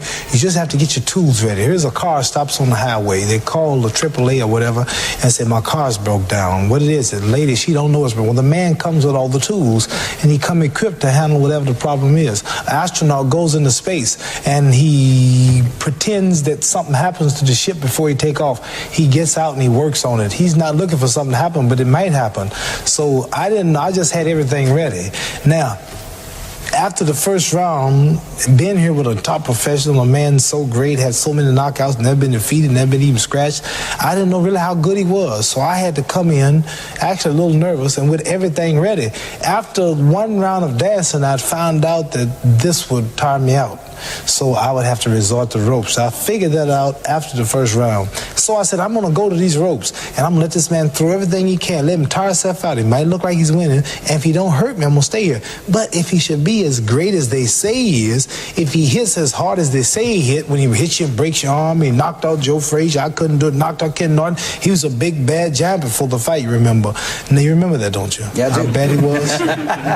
They don't say that now, but you remember he was a real bad cat the other day, right? Don't forget that. Now, after I found out he didn't have it, I stayed there. But if he had what I thought he had or what they said he had, I'd have kept running, hoping I wouldn't get tired. The first year was the first year like I'm at McLaren. I've got the two-time world champion. He just won the championship 2006. 2007, he's got number one in his car. I'm going to be number two because that's how it goes. And I remember sitting, testing, just studying. I've got to make sure that I somehow would have matched this guy. I believe in myself that I'm somewhere in me, there's the speed to keep up with and beat this guy. So, before the first race, Ron said in his office, he's like, look, you got to expect and don't be surprised if you're half a second behind Fernando at the first race. You don't know what that did to me inside. I was so... What did it do? I was like, it just boiled me inside because he obviously not undervalued me because he obviously gave me the role, but he was not expecting me to be able to answer to his special new guy. And so he said, do you expect to be beaten? Yeah. And so... and your life had not been about expecting to be beaten? No. So, I mean, I trained like crazy. I prepared. He did beat me in qualifying, and he did beat me in the first race. But I finished just behind him, third. And after that, I think I beat him in the next race. No, I didn't beat him. I think maybe the third race I beat him. And then I beat him in the championship at the end of the year, my first year, my rookie year. The only thing we can do is take one day at a time. You know, that's all we can do. No one is perfect. Every day we strive to be perfectionists, but no one is perfect. I make mistakes. You know, I've said things that I shouldn't have said when I was younger. I've done things that I shouldn't have done when I was younger. I'm not perfect, but we live and we learn. And that's a part of growing. Jealousy, people jealous of you, comes with success. So anytime you're successful, people gonna be jealous of you. People not always gonna like you. Sometimes when you're in class, some people don't like you when you're in school, right? But that don't stop you from going, right? And you still go there and be your best, right? So same thing like my job. I still go there and be at my best. I have the ability to see the end before the beginning even begins. And what that means is I know that to get to the very end, I can see it right now. So before I went to Buds, and I was losing all this weight and shit, I saw myself walking across the stage at 191 pounds, 'cause that's what I had to get to get into the door. I saw myself 6 months, a year later, whatever's gonna take me to do it, I saw myself walking across that stage, getting that certificate of graduation from Buds. And I was able to be there at 300 pounds. And that feeling that I was nowhere near that feeling, I was able to put myself there 1,000,000 times every day. And that feeling of like, my God, that is going to feel amazing. That's what made me suffer. That's what allowed the pain to be real and say, this is worth it.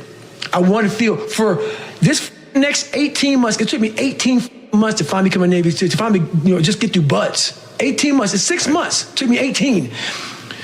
That's what woke me up every morning was, I'm going to put myself through this much pain and suffering for a few seconds. That's all it is. A few seconds of joy. And it's so worth it, man. That's what people don't get. So I'm able to put myself at the finish line, even though I have no finish line, but at the finish line of an event before I even start the and say, how are you going to feel at the end of this? Visualizing is my biggest tool of life. That's why I've been able to put myself in cold water, put myself in a 100-mile race millions of times before I've done it. And I'm able to go through the race and see how I'm going to feel at mile 50. Almost to the exact feeling. Right, so when it comes up, it's no surprise. It's no surprise. I've already done this 1,000,000 times. Mm-hmm. I mean, I think I just had a game plan. I had a brilliant game plan. The game plan was to be very outspoken. You know, I was born with personality. I was born with charisma. Speak my mind. Speak from the heart. You know, I don't hate or dislike anyone. I want to go out there, you know, and just do what I have to do inside that square circle. Choose a tremendous team on the outside that's going to help me take things to the next level, and that's what I did. How do you apply that to business? So what you've learned in boxing, the lessons, being a champion, how... That's interesting because you have to know in business, as in boxing, you have to know how to market yourself. Yeah. You have to know what's going to allow people to fill up the seats. Yeah. And my situation came about, I was the killer. I was the psycho tough guy, the anti-hero. I wasn't a good guy, I wasn't a bad guy, just... You know what I mean? What I was. Yeah, dangerous. This is a dangerous sport, boxing, and it's about making as much money you can and taking the less risk as possible. Yeah. Well, what do you view yourself as? Businessman all the way, entertainer all the way. Never think about I'm the champ of the world. Yeah. Never think about that stuff because I won't be able to move forward. How do you think then sports and business can be similar or related? Sports and business are the same. It's two ways. Sports, like me, right? Yeah. I'm the show. Now I'm the business. Yeah. So that's show business. Yeah, exactly. Before I was just the show. Yeah. Now you got the full story. That's it. Now you got the full story. Yeah. When I first met, because we didn't talk about punching and moving your head, we all talk about the psychology of boxing and the psychology of fear. And he had the psychology of fear down to a science. That was just, it was all psychological because Cus believed boxing was 90% psychological and 10% physical. And I was pretty much a psychological fighter, even though I would come across fierce. That's all part of the psychological game, intimidation, being the tough guy, and all these antics. And it was very successful towards me. You said, I read a quote that you said you love business as much as basketball. There's no way that's true. It's 100% true. There's no way. Basketball was your life, your passion, everything. You're telling me you love doing business as much. If you could, basically snap a finger and be 25-year-old Kobe or the Kobe today, you wouldn't go back and keep playing basketball? No. A lot of people were doubting me. Thought I was either faking an injury or didn't want to play for a team. And that was disappointing to me that was out in the media, because I love the game of basketball. Like I always say, if we're not playing this game, if we're hurt, you're down. Doesn't matter what anybody has to say about me. I know who I am as a person. I know how I feel. And always just trust yourself. And that was my goal and my focus. And, that's one of the things that I take on the floor. I don't care about what media has to say about me, or if they want me to score or whatever, 30 points, because I did the game before. I'm gonna come out and play the right way. I'm not trying to make headlines. And that's just things that I pretty much learned just throughout this journey of being in the NBA. So that's how I just keep growing up as a man, and that's why I say I just think about my past life and try to learn from situations and be wise and learn from others. All the good fighters are not fighting each other. It's a Dante Wilder. He's knocking out everybody, but he hasn't fought a rated guy yet. He's a couple of guys he should fight before he fights Klitschko, or fought this other guy, the gentleman from Haiti. What's his name again? Esteban. He should fight some contenders. I'm not saying he's a bad fighter, he can't fight. It looks like he was going to win. Before the fight even started, this guy's going to win. That's not what boxing's all about. Boxing's about being pushed, about being challenged, about challenging yourself. Muhammad Ali, they talk about Rocky Marciano 49-0. Rocky Marciano got his ass kicked. He fought for that O. He fought the best fighter. They beat his ass. He came back. He didn't have the undefeated record by osmosis. He fought for it. These guys are not fighting for it, the undefeated records. If he lost a fight, look, Ali's the greatest fighter ever lived, and he lost. No one's going to ever be better than him. He's the greatest fighter ever lived, and he lost. So being undefeated doesn't mean anything if you don't push yourself and go through the test. Was it a hard decision, like I'm going pro, or did you just know? Because A-Rod obviously did the same thing, as a young kid, 17, 18, going to be a pro athlete. It was a tough decision. Ultimately, the key factor for me wasn't whether or not I was ready. It was the fact that if I wasn't ready, I was determined to figure out how to get ready. And ultimately, even if I was ready, I still need to improve anyway, right? So the work's not going to stop. And it was just a matter of, do you want to come to the league and learn from the best? And I'm doing the math in my head. I'm looking at Stockton, how many years he's playing, Drexler, how many years he's playing, MJ, how many years more he's playing, Hakeem. And these are players that I studied growing up.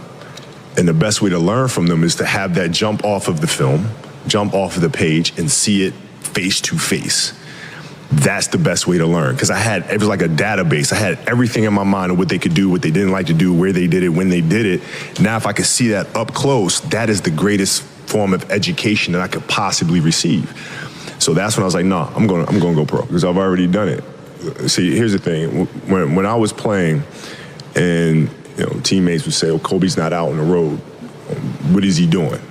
What is it about investment and entrepreneurship that sort of has bitten you?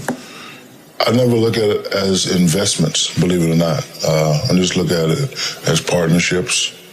I help changing the world and just being part of something that's inspiring. My business people all the time, whenever they talk about money, you can ask them, I don't want to hear it. But if they bring an idea to me that I think is going to go to the next level, most of the time, if I follow my heart, and everything else will fall in place. I've never, ever done a deal. Hey, we got this suit company. We throw some pinstripes in the suit. You give me 100,000. We sell 20 of them. I've never did a deal where it was always based on money. I've always did my business deals based on how I felt it was going to go in the future, how I felt it was going to help and inspire somebody. Investments not going to always go how you want them to go. Business plans not going to go how you want them to go. So you just have to regroup. You know, you can never... You say regroup, what does that mean? What does that look like? My theory and my thought process is to never focus on the problem, focus on the solution. I invested in this water company, it didn't go well, that money's gone. Now I got to regroup. Now I got to do something else. So I'll be upset for about 20 minutes, go to that cabinet, get them frosted flakes, get some of that cold milk, slice them bananas up, watch some ESPN, and then the next day I'm back on track. Y'all got that? That's pretty good. But the key thing he said, focus on the solution, not on the problem, because where your energy goes, that's where your focus and concentration goes. I think as a competitor, if you're trying to do something meaningful, if you don't have the mindset that you're the best ever, you failed already. So if you don't have the mindset that you are the best reporter ever, then you already failed. And that's been my mindset since I can remember. That will be my mindset as long as I can remember anything, that I am the best ever at what I do. And every day that I step on the basketball floor, I will strive to be that. But my mindset will always be as such, as I am the best to do what I do. And that'll give me a shot at being the best. But before you can ever reach anything, you have to believe it. You don't just mistakenly become great at something. You probably at one time or another believe that you can be great at that. And then you work to get great at that, and you reach that greatness. But you don't mistakenly become great. And then you start to believe, oh man, I'm great at that. No, you believed that before and you work to get that. So I always believe that. And I'll work every day to reach that. What have the last 2 years taught you, changed you to get from there to here? Man, just always trusting yourself. That's what I learned. And, you know, once things go bad, there's only so many people that's going to be on your side. And, man, that's it. Just really trusting yourself and just keep working out, have faith, and, good things happen to good people. A lot of our games this year came down to this last stretch. Fortunately, I didn't able to help us every time, but with me, it's just my mindset, just being able to still take the last shot or, take the shots that are big down the stretch. It doesn't bother me if I miss or make it, so I'll just keep going, and I think the next one always gonna go in. What did you know and learn at the end of your career that you wish you knew at the beginning? Understanding empathy and compassion. Right? Because as a young kid, when I came in the league, it was like, I'm driving this way, and either you're going to be on the train or be on the track. Right? There was no such thing as understanding that people have lives outside of the game, which apparently I did not. But if I understood that at an early age, it helps me as a leader to communicate better. I came to understand that later, and getting to know people on a personal level. What are their fears? What are their insecurities? Right? What are their dreams and ambitions, desires, those sorts of things? When you come to understand that about a person, then you can help them reach the best version of themselves. So I wish I'd known that earlier. There's 200 people or 150 people that start the class. There's 100 helmets of people that quit. Grown men whose dream it was to be a SEAL that get there that did all this physical training and all this preparation and signed that dotted line and committed to 6 years, and they show up there and they get to that training and they ring that bell. No one knows who's going to make it through that program. The only way to know what's in the core of a human being is to rip that thing apart and see what's in there. And until you rip it apart and see what's in there, you don't know. What does it take to not ring the bell? Don't quit. People always ask me, what should I concentrate on? What's your advice for me going to Buds? And don't quit. Don't quit. Like, train hard, don't quit. Well, if you want to be a good leader, you have to understand human nature. And the places where human nature reveals itself most clearly are times of extreme suffering and inhumanity. I had a bunch of hard-headed, very determined, thick-skulled guys that, you know, I had to get them to do what I wanted them to do. I had to get them to want to do. Trust is built on relationships. Relationships are built on trust. If you don't trust me, we don't really have a relationship. My first platoon, we were doing a training operation. We get into this tactical situation.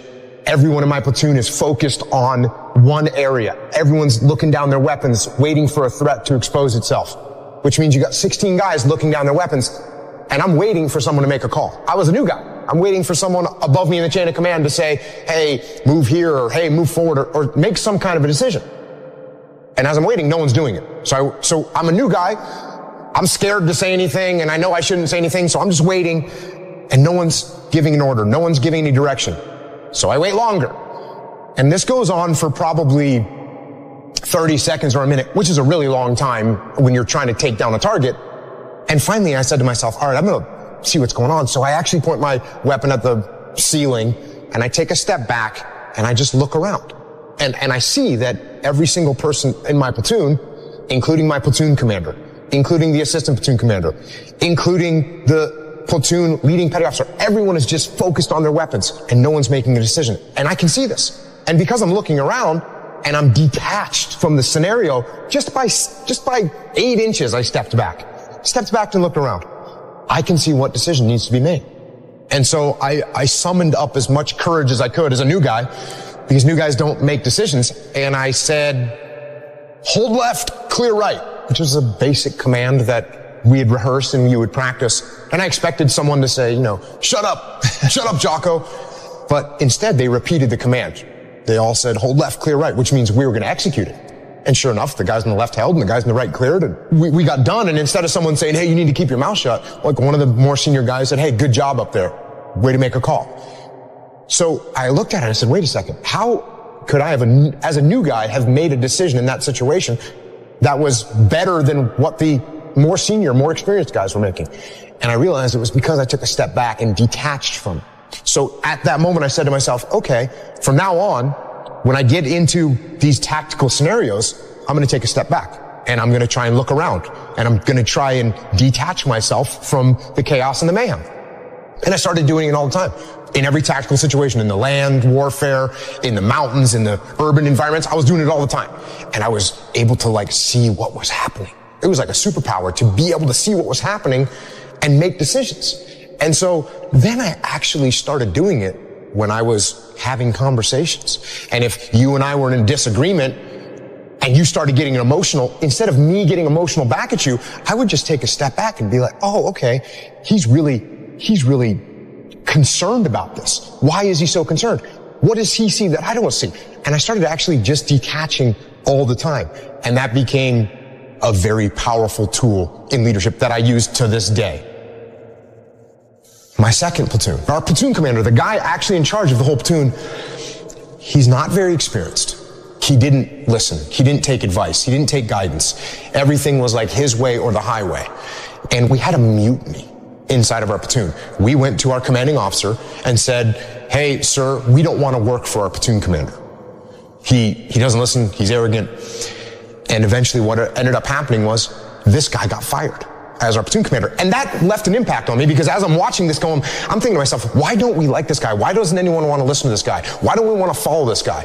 And the reason, because he was arrogant and he didn't listen and he didn't give us any ownership of everything. Everything was about him. And that would have made an impression on me. That would have left a mark. But the mark got left even more clearly, because when that guy got fired, the guy that came in and took over for him was like, I I hate to use the word legendary, but he was a pretty legendary SEAL, had a ton of experience. He'd come up through the ranks, and he had been stationed at every different kind of SEAL team. And he took over as our platoon commander. And I kind of thought to myself, well, he's going to take over because we're a bunch of mutineers, and they need to put someone really strong that's going to, like, whip us back into shape. So I was anticipating that we were going to have this super hardcore guy. And this guy shows up, and he's got a nice smile on his face, and he's super humble. And I remember one of the first things he said to us was like, I look forward to working with you guys. And I was, that word right there, I'm going to work with you guys. Not I'm in charge, I'm glad I'm taking over, I'm glad to be your commander. It was nothing like that. He said, hey, I'm looking forward to working with you guys. So all of a sudden, it was totally different. And he started putting us in charge of things. Instead of him coming up with a plan, he would say, hey, you guys come up with a plan and let me know how you want to do it. And all of a sudden, we had all this ownership, and that made me reflect on the way the first guy had acted compared to the way this guy had acted. And I realized how important it was to be a humble leader and to listen to other people and to give ownership to other people. In the 3rd platoon, it was a good, solid platoon, and we had a good platoon commander, and we were out in the desert doing some training, and some targets popped up. We start engaging the targets like we're supposed to, and everyone gets in the prone position and is returning fire. And I did what I had been doing this whole time, which was detach. I kind of took a step back, shot a couple rounds, then kind of pulled back and looked to see what was going on. And I saw the call that needed to be made. And I gave the platoon commander a couple seconds to make a call, and he didn't make it. So, I made the call. Peel left. And everyone said, okay, peel left, and we peeled left, and we left the scenario, and we got our distance, and then we stopped the training exercise, and we did a little debrief. And during the debrief, the platoon commander, he said to me, well, why did you make that call? And I said, well, I could see what we needed to do, and you hadn't made a call, so I made the call. And he goes, well, I actually didn't want to peel left. I wanted to assault the target. And right there in that split second, I kind of thought to myself, well, like part of my ego flared up, and I was kind of thinking I could have said something along the lines of, well, you need to make a call faster. If you're not going to step up and lead, then I'm going to do it. Like I could have said that. But I realized at that moment in time, wait a second, I didn't need to make a call. The problem could have developed more. But for some reason, I thought that I needed to be the guy. And I said, no, you know what? You don't need to be the guy. You're a leader. You need to support your leader. And it's not about you. And what you have to do is subordinate your ego and be supportive of the person that's in charge, and you move forward together as a team. Because that's what it's about. It's not about me. It's about the team. There's a word that people bring up a lot, and I think they're pretty interchangeable, and it's relationships and trust, right? Trust is built on relationships. Relationships are built on trust. If you don't trust me, we don't really have a relationship. If you want to be a good leader, you have to understand human nature. And the places where human nature reveals itself most clearly are times of extreme sorrow, pain, suffering, and inhumanity. And if we don't recognize what causes that, where that comes from, and that it's actually possible, then it's bound to happen again. I went 5 straight years without missing a single day of workout, 365 days a year. Every single day I was in the water. There are days you're not going to want to do it. I mean, everybody has those days. But it's what you do on those days that help you move forward. Winning is in all of us. Everybody wants the end result, but what you have to endure to win, no one wants to talk about. If you know that you were destined for something, then you can withstand the setbacks, the difficulties, the bullshit, criticism, and all the other things. Everybody can compete when they're feeling good, happy, excited, but it's the best people who can overcome when they're tired, sore. Mental power that the greatest athletes have can push all the pain aside. The first time I had met Stephen Curry back in 2007, it was after his freshman year at Davidson, which was before he blew up. No one knew who Stephen Curry was after his freshman year. But I remember there was a few things really remarkable about him. But the most impressive thing was at the end of the first workout, he came over to me and Steph said, will you rebound for me? Because I don't leave the gym until I swish 5 free throws in a row. I mean, he was conditioning himself to be in that state. He was conditioning himself to do that, to not accept anything less. And, one of the reasons I think he'll go down in history as the best shooter we've ever seen is his ability just to move on to the next shot. But at the root of it is you want to be the best. You love competing and you want to dominate. The greatest athletes in the world don't make excuses. I wanted to do something that nobody had ever done before. And that started with a dream and a goal. I wanted to be the greatest of all time. And I think I always felt like I wanted to be good at everything I did and be great at what I did. And I never expected to be as good as I was. No matter what you do in life, where you're at, this is what winning takes. And it's in all of us. We all have fear. But if you harness it, it takes you to places that you couldn't even imagine. There's mistakes. There's regrets. There's sadness. There's joy. There's frustration. There's sorrow. There's heartbreak. There's elation. It's all part of it. It's all part of life. I said to myself, I'm going to do this and no one's going to stop me. And I think that's the biggest thing. In order to win, you have to be seen. Winning is everything. It's everything. People are champions when they really see themselves with no limits, when they really see themselves great. Because when you see yourself there, you are much more willing to do the work. You are much more willing to break barriers that others don't break because they don't really see themselves breaking those barriers. And this young guy, Djokovic, is 19 years old and he plays Roger for the first time in a Grand Slam. He's nobody. When Novak Djokovic started, Rafa and Roger were winning everything. It's impossible to win a Grand Slam with those two guys. You can't beat them. They're just way better than everyone. And he's interviewed before the match and he says, I'm going to beat this guy. And I remember the press went really bad against him. Who does he think he is? But he was seeing him there. He was seeing himself there. He was seeing himself better than them, which maybe people saw that as being cocky, but he was just very confident about his abilities. And he ended up being the best of the three. He beat all the records. He beat them on every level because his self-belief was extremely high. His self-esteem, the way he was seeing himself.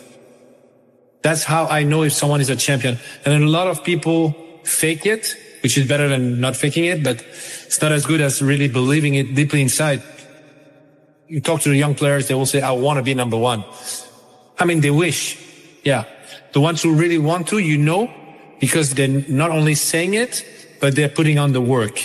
And this is a big difference because when you really believe you can get there, it's much easier. It's never easy to work hard, but in a way, you are willing to do everything to get there.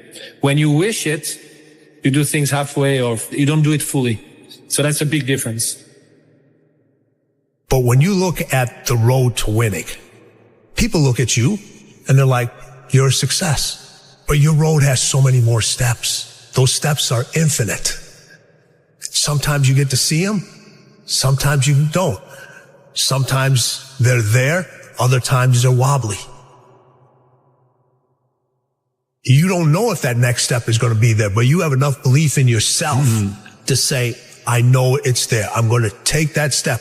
I may miss the step. I may fall. I may get scraped. That step may go into quicksand, but I know there's another step. I know it. I believe inside me that there's another step that I have to take, that somebody else isn't making me take. Those steps are infinite. Winning is infinite. Those steps are infinite. Of course, if your self-esteem is big, like huge champions, legends like Serena or Venus, and I had this discussion with Richard Williams, their father, and he told me my main focus was to create two young ladies that were believing in themselves in general. And he said to me this, and I believe it, whatever they would have done, they would have been successful. We chose tennis, but if they would have wanted to be runners or singers or whatever, they would have succeeded because they had this incredible self-esteem that they have. And you'll see that whatever they're going to do after tennis, they're going to be successful. I think from the get-go, I believed I could do it. You know, it just seems so real to me. I'd already gotten sponsors. I was already winning competitions, and I saw the pros, you know, making a great living at what they were doing. And I just figured, like, God, if I could just get to that point, you know, I think I could make a bit of a living out of this. Why would you do crazy efforts, working crazy hard to achieve something you don't really believe in? Why would you put yourself at risk to fail if you don't deeply believe that at the end you're going to make it? Not saying that people never fail. Of course they fail, and Serena failed many times in tennis too. But we remember what she achieved, which is much bigger. The great Serena Williams. I mean, I just never think I'm going to lose. I just don't want people to think I'm too cocky or anything. And you're only as good as your last win. So I hate losing. I mean, that's no secret. So, but you got to lose. I feel like every time I lose, I get better. And I think it's important for me to have losses. Just the fewer, the better for me. I think a lot of people they see you run and they say, oh, it looks so easy. It really looks effortless. But before it gets to that point, it's hard. It's like hard work. Day in, day out, sacrifice, day in, day out. The confidence comes from preparation. You know, so when the game's on the line, I'm not asking myself to do something that I haven't done thousands of times before. When I'm prepared, I know what I'm capable of doing. I know what I'm comfortable doing, and I know what I'm not comfortable doing. You know, right? And so in those moments, if it looks like I'm ice cold or not nervous, it's because I've done it thousands of times before. So what's one more time?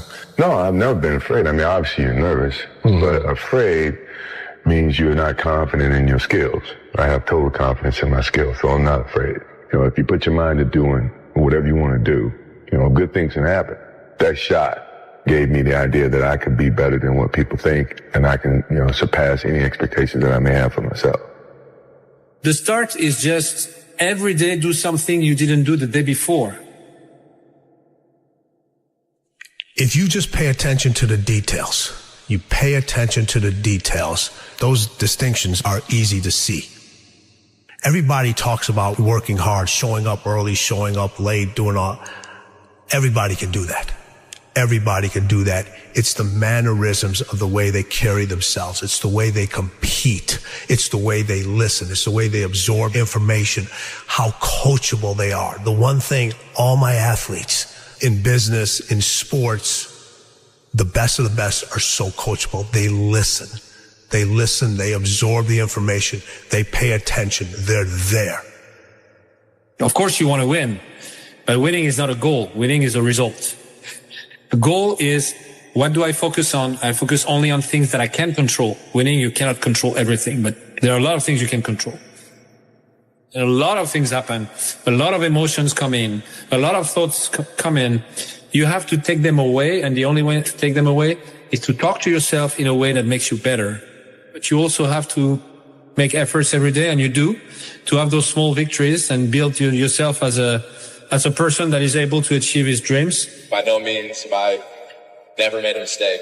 I made lots of mistakes, both in and out of the pool, and you know, I've been able to learn from every one of those mistakes, and I've been able to, you know, help people not make the same mistakes that I've made. So keep going. You're doing the right thing. Look at me crazy, call me crazy in the beginning, but once I'm making millions of dollars, playing video games, having fun. We are creative beings, and we can create money. Not that we can, we actually do. That's how money manifests in people's life. They create it. And when you have this mindset, the universe will then present to you and have bubble up ideas about how to make money. Let's consider money butterflies. So let's say you want to catch butterflies. Butterflies equate to dollars. There's two ways that you can gather butterflies. The first way is build a net, right? Build a massive net. It doesn't matter how optimized the net is. It doesn't matter how sophisticated it is. You always have to swing in order to catch butterflies. That's most people hustling. That's where most people start. But you need to develop a second skill set, which is how to attract butterflies. How do you attract butterflies? By building a garden. Changing your psychology around money changes absolutely everything. Do you want to become a billionaire? Then you have to think like a billionaire. There is all the money that everybody needs and wants waiting there for them. The way you feel about money is highly uncorrelated to how much you've got in the bank. You have to change the way you think. The number one thing that's keeping you poor is your mouth, what you say. You see, what you say is what you get. Your tongue is a creative force. Words have power, more power than you could ever imagine. Every word that comes out of your mouth has 100 to 1,000 times more power than a thought. If you believe that what you say will happen, you will get whatever you say. Listen to me. Rich people think differently. So what I'm going to put in your head today is a rich people concept so you can get to understand it. The only difference between successful people and not is just how they think. Rich people think different. Quit letting people tell you got to get qualified in another program. You don't need another program to be successful. You need to change the way you think. How would an abundant person think? Write it down, dude, and fire and wire those thoughts in your brain and install the hardware. Keep doing it with attention and intention. It becomes the new voice in your head. It becomes a software program. Then say, okay, how am I going to be in my life today? What would an abundant person, how would they behave? And before you reach for your cell phone and start scrolling through your social media, close your eyes and rehearse in your mind how that person would walk, how they would breathe, how they would smile, how they would greet people, how they would be on Zoom calls, how would they be in traffic, how would they be at dinner. And the act of closing your eyes and mentally rehearsing the act, if you're truly present, the brain does not know the difference between the real life experience and what you're imagining. Say no to the paycheck. Paycheck make you poor because they make a slave mindset, not a master mindset. Make up your mind. That's this idea of you got to be realistic, that you got to be logical is a bunch of nonsense. You don't have to be logical at all. I've been totally illogical many times, and it's helped me earn a lot of money. When you speak of your poverty and lack of education, you are simply directing your mind power to attract these undesirable circumstances. Because it is true that whatever your mind feeds upon, your mind attracts to you. Now you see why it is important that you recognize that all success begins with definiteness of purpose, with a clear picture in your mind of precisely what you want from life. You are on your way to making your fortune. You can do it. You have greatness within you. Remember, you were born to win. You were engineered for success. You were designed for accomplishment, and you were endowed with the seeds of greatness. Do you want to become a billionaire? Then you have to think like a billionaire. Billionaires do not think about pennies and cents and dollars. They think big, and they think of ways of getting there, not of ways of not getting there. There is all the money that everybody needs and wants waiting there for them. And there's only one reason it's not in their lives, and that's because they're stopping it from coming into their lives. Really? Oh, yeah. How are we stopping it? By thinking we don't have enough, by thinking we don't deserve it, by maybe being programmed the way you were, that my family didn't have very much, I'm destined to not have very much, kind of born on the wrong side of the tracks kind of thing, or all of those thoughts. To believe that we only get money through our job. If you believe that that's the only way you're going to get money, that's the only way that you're going to get money. But you can get money from unbelievable, unlimited different ways. If you decide you want to be rich, all you gotta do is start. Why not? Who gonna stop you? Unless you tell it to the wrong person. Mama, listen to me. I'm going to be rich. Ain't nobody rich in this family. Go in there and sit down somewhere. Get yourself a good job. Oh, mama, you must be right. No, mama could be wrong.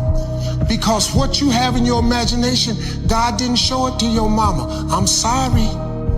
He showed it to you.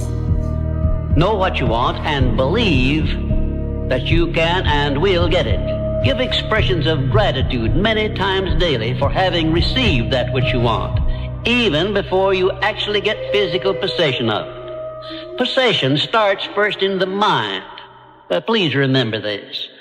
Remember, there can be no application of applied faith without action. When overtaken by defeat as you may be many times, remember that man's faith is tested many times before he is crowned with final victory.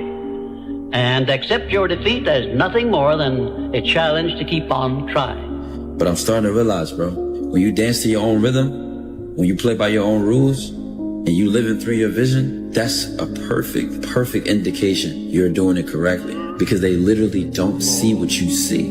They don't see it. They don't see what you see. They don't see as far as you see. And they don't understand why you see what you see. They don't even understand where it's coming from internally. They don't. I didn't get that back then. I just knew I had the desire for more. I knew I had a vision that I couldn't ignore. There is no end to what you're capable of doing. Once you get into this vibration, you'll start attracting things. Opportunities are just going to pop up everywhere you go. Delayed gratification, which means putting off enjoying the fruits of your labor for a period of time. It's temporary so that you're focused in on what you're doing. This is the one thing that people always did that people that are not successful don't do. They're obsessed with making money. They're obsessed with their mission, their purpose, their idea, their project, and it's all they do. It's all they think about. They eat, drink, and sleep this obsession. They work on it, but it's not work to them. They absolutely love the journey because they understand the journey is actually the reward. What would be the outcome? The experiment of being abundant would be that you would have to feel that feeling. It's so good at doing it with your eyes closed. You got to do it with your eyes open. Now, why? Because if you're feeling the feelings of your emotions, of your future, you're no longer looking for them. You can do whatever you make up your mind to do. Believe, and you shall receive. Will you please remember that your life is exactly what you make it by your own mental attitude. Listen to this. You do not have to be the smartest cat in town to earn a lot of money. As a matter of fact, you can be pretty dumb and earn a lot of money. I was pretty dumb and I was earning a lot of money. So when people tell me you got to be smart to earn a lot of money, I know that's not true because I knew I wasn't very smart and I was earning a lot of money. If you complain about money, if you judge people who have it, if you rush when you're in lack, if you cheat when you don't have what you need, an abundant person doesn't do that. You got to look at that and say, I got to break these habits. Yes. Oh my God, if I truly want to be abundant, I can't act this way. Now here's the big one. If I truly want to be a new personality that's in a new personal reality, I can't take lack with me. I can't take unworthiness. I can't take the story that goes along with it with my parents or my grandparents or my ex or whatever.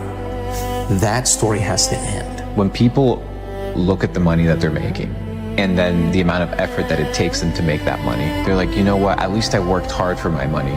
Bro, money gets printed out of thin air. You need to figure out how to make as much of it for the least amount of effort as possible. Why? Because there's dudes out there that are printing it. I don't think you understand. They're literally printing it. Printing it, and you're out here working for it, slaving away. So you need to ask yourself, how can I get as much money as possible for the least amount of effort? So you need to start a business. You need to be able to understand how to arbitrage. You need to learn how to sell. You need to learn how to market. These basic skills, because the assumption that you're going to find security in a job is a fallacy. They can fire you for any of a million reasons tomorrow. Your skills are what's going to determine if you stay afloat or not, if you have the ability to make money. The job doesn't count. The idea of having a side hustle that you're not actually fully invested doesn't count. You need to be focused on making money. Money is the name of the game. You have to take care of it. A lot of you niggas gonna spend your whole life waiting on a handout, waiting on somebody to come and put you on, waiting for some money to fall in your lap, waiting for somebody to come and save you. No, ain't nobody coming to save you, bro. Once you understand you're gonna have to do this shit on your own, you're gonna have to have your own motion, you're gonna have to have your own grind, you move different, you talk different, you apply pressure to shit different. It's different when you know nobody's coming. No more around. You want your life to be better? I can't help you. Lee can't help you. Joe Rogan can't help you. Ari can't help you. Only you can help you. Grab your balls, get a notebook, and write down what the you're gonna do this year. And this is it. You're not gonna have these problems. The drugs, the cigarettes. It all starts today. All right. No more excuses. This is the year of the soldier. We're getting back what belongs to us, and that's it. You chase something that you believe you deserve until you get it. And it doesn't matter what happens to you. It doesn't matter how many times you've been fired. It doesn't matter how many people don't believe in you. You just go until you get it. That's the point. Are you tired yet? But some of you need to get tired. You need to be tired of what's going on in your life. Get tired of your habits. Get tired of your results. Get tired of the actions that you're putting in every day. You gotta change, man, or nothing changes. In Africa, you know from your early age that you're not counting on nobody. You're not expecting anything from anybody. It's all on you. And as long as you get that, the rest of your life get better. Here's something a guy said recently. This dude said, there's a moment when every boy realizes no one's coming to save him. And that's when he becomes a man. And some boys never get there and stay children forever. Nobody's going to believe in you until you've already done it. Nobody's going to come and celebrate with you until you've already done it. The work is going to come before the belief, which means you're going to have to work for a long time by yourself with no applause, with no awards, with nobody telling you good job. And then once you start to build something and people start to see the momentum and they start to see the result and you start doing some things, then you're going to get a little belief. Unless you understand that you've got to parent yourself, you got to push yourself, you're not going to make your dreams come true. You're just not. You had nobody anyway, mother. So see how I'm talking myself right now? That's me. That shit fires me the f*** up. That shit makes me nuts. You had nobody anyway, motherfucker. Look around you. There was no team. It was you. What's your most brutal life lesson? Nobody's coming to save you. It's also the best one. The best day of your life is when you realize nobody's coming to save you. And when you can realize that, and you can kind of cynically smile because you know you want the ball in your court, then you're well on your way to being successful. When you take full responsibility of everything, good or bad, even if you don't do the actual task, if you take responsibility fully, you're free. There's a tremendous amount of liberation that comes when you accept the fact that you're always going to need to give yourself a push. The first two words of getting out of poverty are my fault. And the thing is it doesn't actually matter if it is your fault, but it is your problem. You have to solve it because no one else will. That allows you to actually do something about it. Until you win, effort always goes unnoticed. Get used to it. No one roots for you until everyone roots for you. That's just how it works. You're going to lose sleep. You'll doubt whether it'll work. You'll stress to make ends meet. You won't finish your to-do list. You'll wonder whether you made the right call and have no way to know for years. This is what hard feels like. Everything worth doing is hard. And the more worth doing it is, the harder it is. The greater the payoff, the greater the hardship. If it's hard, good. It means no one else will do it. More for you. At some point, everything's going to go south on you. Everything's going to go south, and you're going to say, this is it. This is how I end. Now, you can either accept that, or you can get to work. That's all it is. You just begin. You do the math. You solve one problem, then you solve the next one. The bottom line is, no one's coming. No one. No one's coming to push you.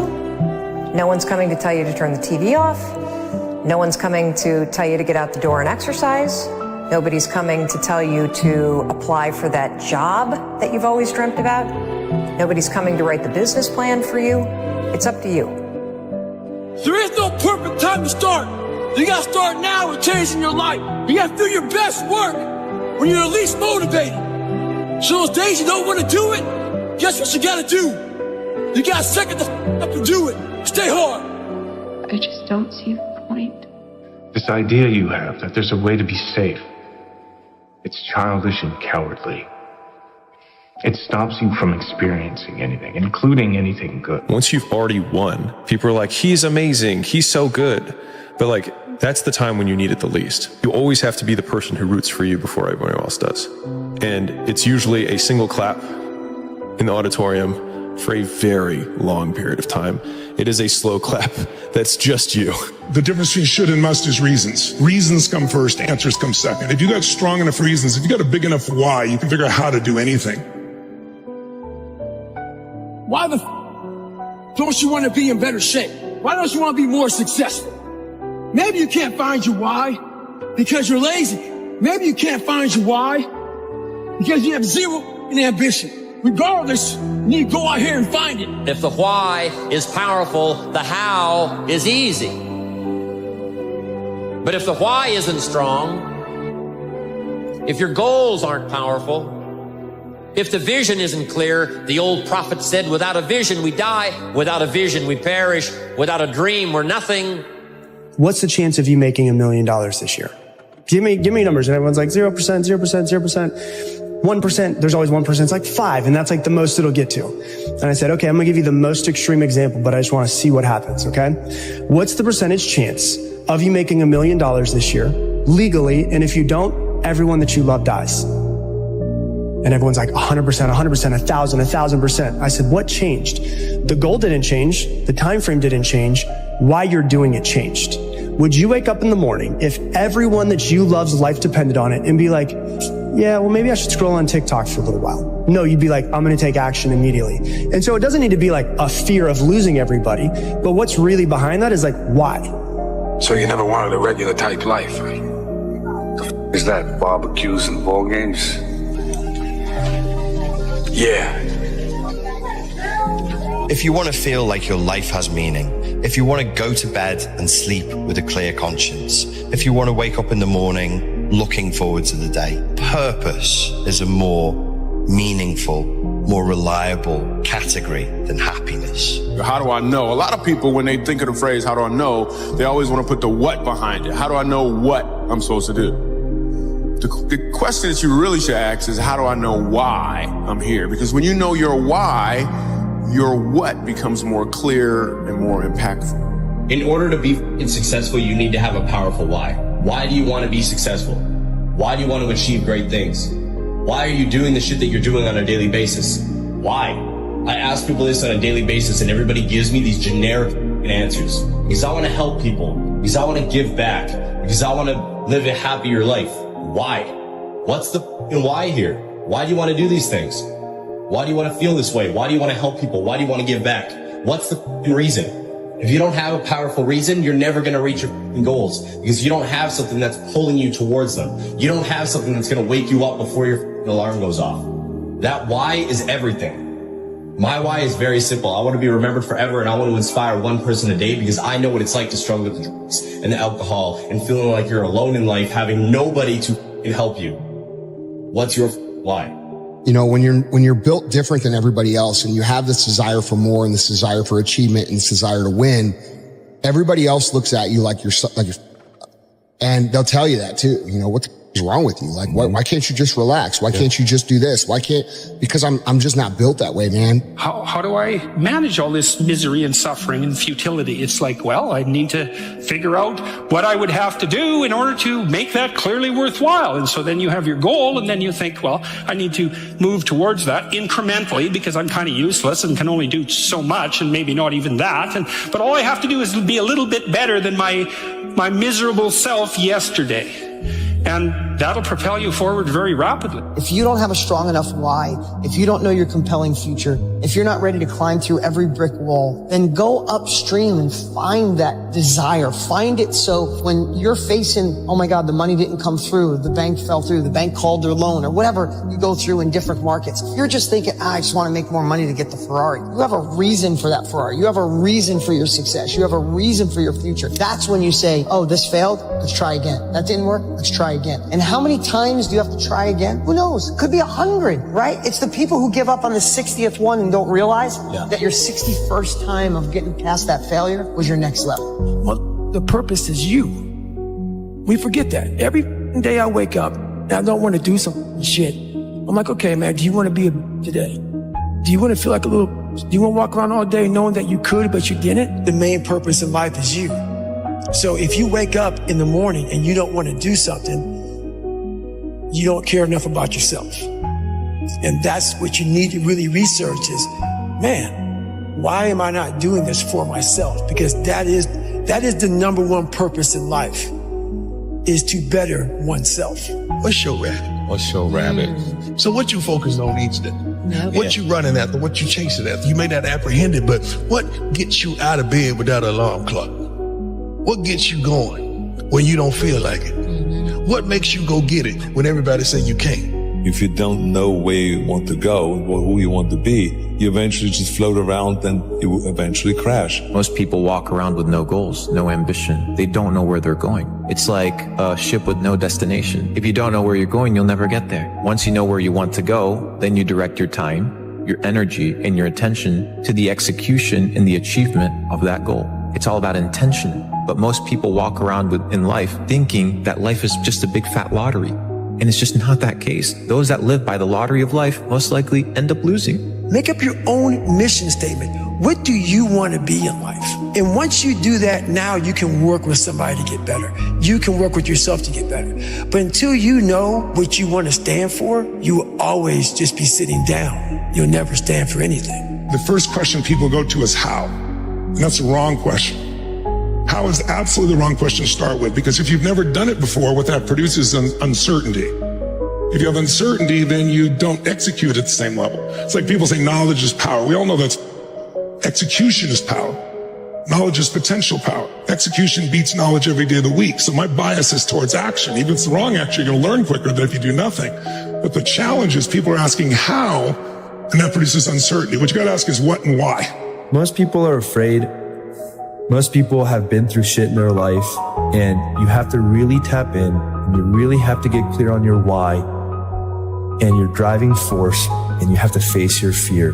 And until you do, you're not going to get what you want in life. And that's what holds most people back. At a burrito, I came back and I'm in the when I walk in, I sit down, the doctor comes up and he says, "Oh my, I can't believe these arteries are in that young body."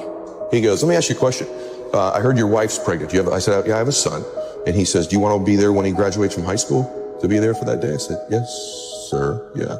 He goes, "Your wife's pregnant. What do you have?" And I said, "A daughter." This is where you get a dad. He goes, "Would you like to walk her down the aisle on her wedding day, or are you okay that it's some other man?" I went, "What the f is on this scan?" Right? And he goes, "I want to be very clear with you. If you keep going down the road you're going, there'll be some other man with your son at graduation high school, and a stranger's walking your daughter down the aisle that's not even born yet on her wedding day." And I went, boom. And he goes, "But if you do exactly what I tell you to do, you'll be there." And so to this day, brother, there are mornings when I wake up, not every morning, I don't want to go to the gym. I go, Bella's wedding, Bella's wedding, Bella's wedding. So my standards are high because of my big old reasons.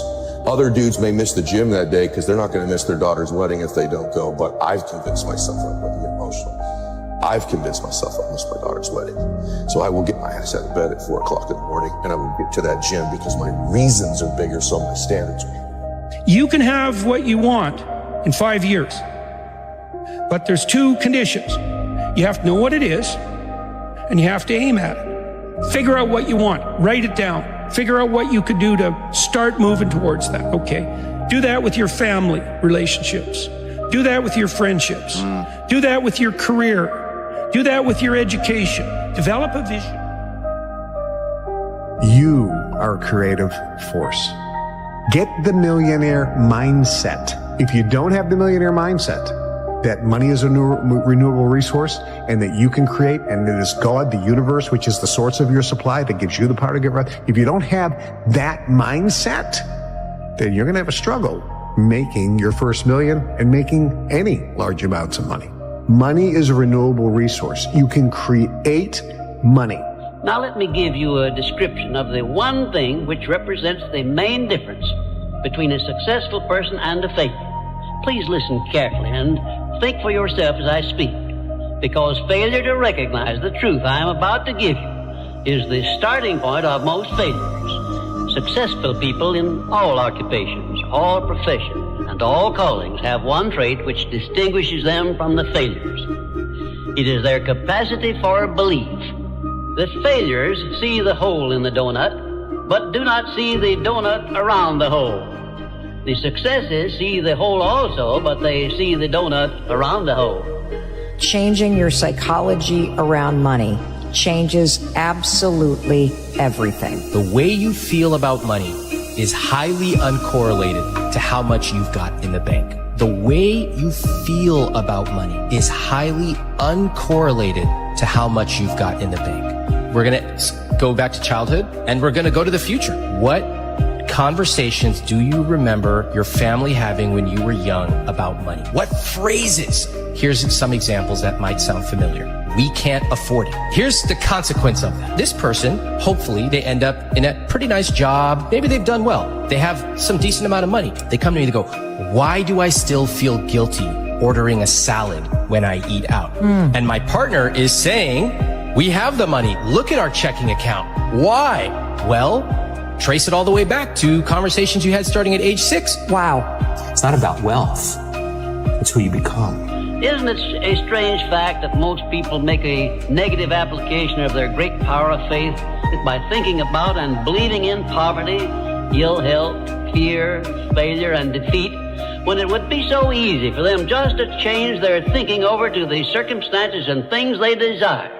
If you aim for success above mediocrity, you will need to learn to act on your own personal initiative, because your success is something which you must achieve for yourself without someone telling you what to do or how to do it. There are two kinds of men who never amount to much: those who cannot do as they are told, and those who can do nothing else. Most people learn how to fail and not to succeed. It's a mindset. It's a mindset. When they developed Tesla, everybody thought, not a new idea. But they were persistent, they were convincing, and they could see something that most people did not see. The same thing with Google, the same thing with Apple. They were providing something that people were looking for, but they did not know how to put it together. So if you want to be a billionaire, you have to start thinking what will work and not only what will fail. Billionaires look at their experience and say, this did not work, what can I learn from it? You have to change the way you think. Think about it. There's been many periods in my life that I've had internal growth, which was this: work, work, work, work, work, no results, but I'm a little bit better.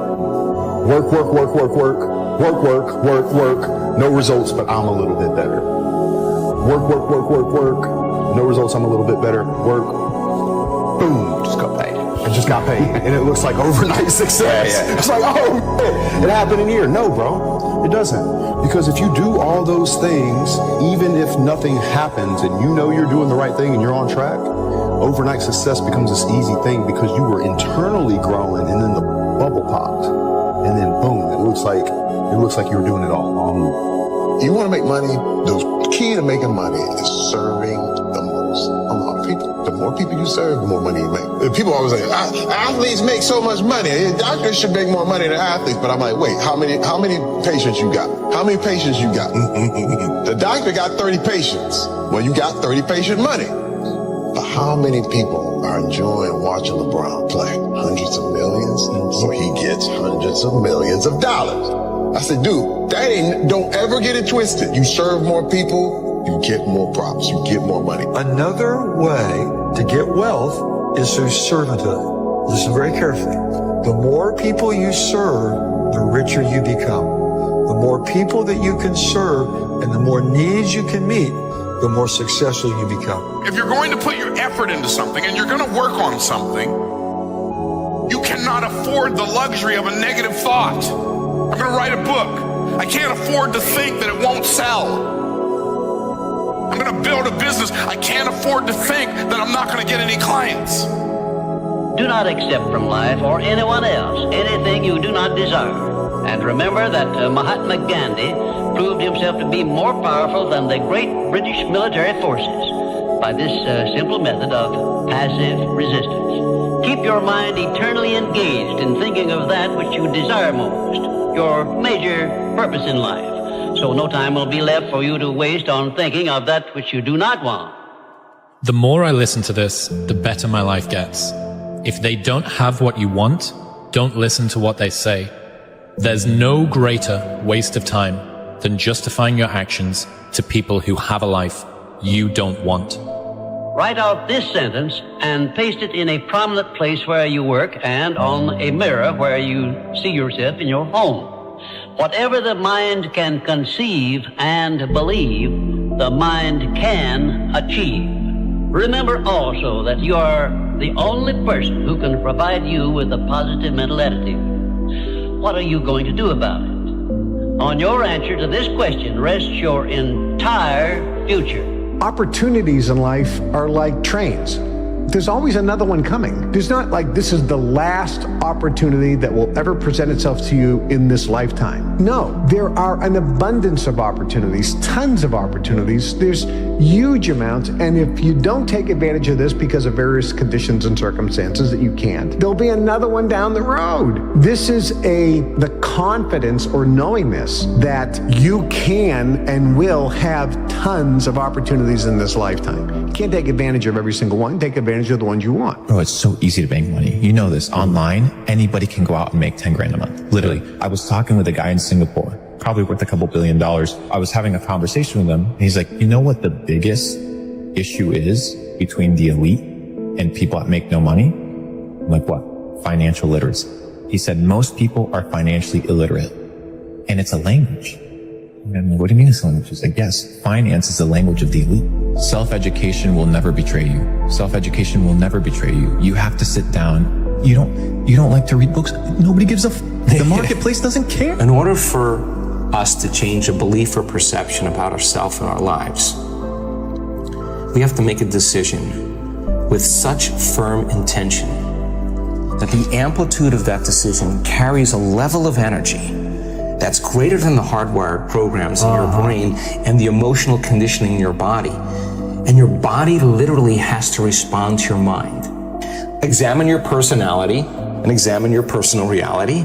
Change your personality, change your personal reality. Don't make it be about abundance. Make it about becoming abundant by overcoming the person who's not abundant. There's a moment when every boy realizes no one's coming to save him. And that's when he becomes a man. And some boys never get there and stay children forever. The winner never quits, and a quitter never wins. Definiteness of purpose. By now you should know what you want most from life, and you should have a plan for minds capable of mastering all of their problems. Just remember this about adversities. Nothing is ever so bad or so unpleasant that it may not yield some benefit if we keep a positive mental attitude toward the experience and make it a habit to look for that seed of an equivalent benefit. What is money? Define it. What is money? You go in, you give your time, your energy, your attention towards a task, and you get paid. What is those 15 pounds that you're getting for that hour worth? Your time? No, not your time. What is it worth? Where does it come from? Who gives that thing value? It has no value. That money isn't real. So what you need to do is you need to create money, and you create money by elevating the way that you think about finances, the way that you think about business, the way that you think about working. You don't work in order to get a paycheck. You work in order to build things that create money. Your body is so objective that it's believing it's living in that reality where you are abundant. And as long as you feel that emotion, you're not separate from it any longer. You're no longer in lack. You're no longer looking for it to occur. Say, why hasn't it happened yet? If you're feeling abundant, why would you look? The longer you're conscious of that energy, the more you draw that future to you. Nothing changes in your life until you change. Every family deserves to have a winner. I think it should be you. But you also have to disconnect, unplug your umbilical cord from the belly button of average and plug yourself into the mindset of a winner, which is a winner does more than expected every single time, no matter how they feel, no matter the circumstances. A winner shows up 10x times more than the average person. A winner has these unreasonable expectations of himself. A winner knows that he's destined for greatness. And no matter how many people around him tell him to slow down, be careful, watch out, that's too risky. You don't have the genetics, the DNA, the money, the mind, the brain power for that. A winner locks onto their goals and keeps going. This is the millionaire mindset. It's just money. It's made up. Pieces of paper with pictures on it so we don't have to kill each other just to get something to eat. Rich people's mindset, the millionaire mindset, the real, most important millionaire mindset is this. You think and you know and you have complete confidence in your own ability to create. You know that you have the ability to create money. you have confidence that you have the ability to create money anytime you need with the help of the universe. There's nothing wrong with being broke, homie. It's only wrong with someone being poor, because poor is a mindset. Broke is just a temporary situation, just use fix. But being poor, that's a mind state. Let me tell you something. There is no nobility in poverty. I have been a rich man and I have been a poor man, and I choose rich every time. Poor thinking habits keeps most people poor. Not poor working habits. Most people work hard, but they don't think hard. And Shope taught me that the mind is like a factory, a mental factory. And whatever you think about all day long pours ingredients into this mental factory. And that's what builds the economic, social, financial fabric of your life. As you think, so you become. How awesome. There's an important phrase we use here. I think it's time you all learned it. Act as if. You understand what that means? Act as if you are the president of this firm. And then you're a millionaire. And it's just that simple. Let me tell you what rich people do. Rich people give themselves pep talks when no one's around. When they're by themselves, they say things like, I'm a winner. I am sick and tired of being sick and tired, and I am going to win. I'm going to make this happen. Look at all those people down there. They follow the rules for what? They're letting fear lead them. What happens if I don't? Life's simple.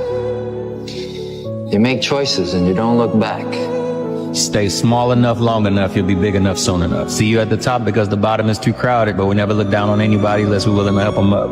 Believing that you can is way more profitable than believing that you can't. Successful people are always too busy doing what the other guys are still talking about. Successful people are always willing to do what the other guys are not willing to do. Your friends are shit. They tell me you made 25 grand last month. They're not gonna believe you. F them. Parents don't like the life you lead? You, mom and dad. See how it feels when you're making their excess payments. Set a goal to become a millionaire. Here's why. For what it will make of you to achieve it. Set a goal that'll make you stretch that far. For what it will make of you to achieve it. Today, it's easier to make money than ever before. You are on your way to having your first $1 million in the bank and all of your bills paid. Think and grow rich.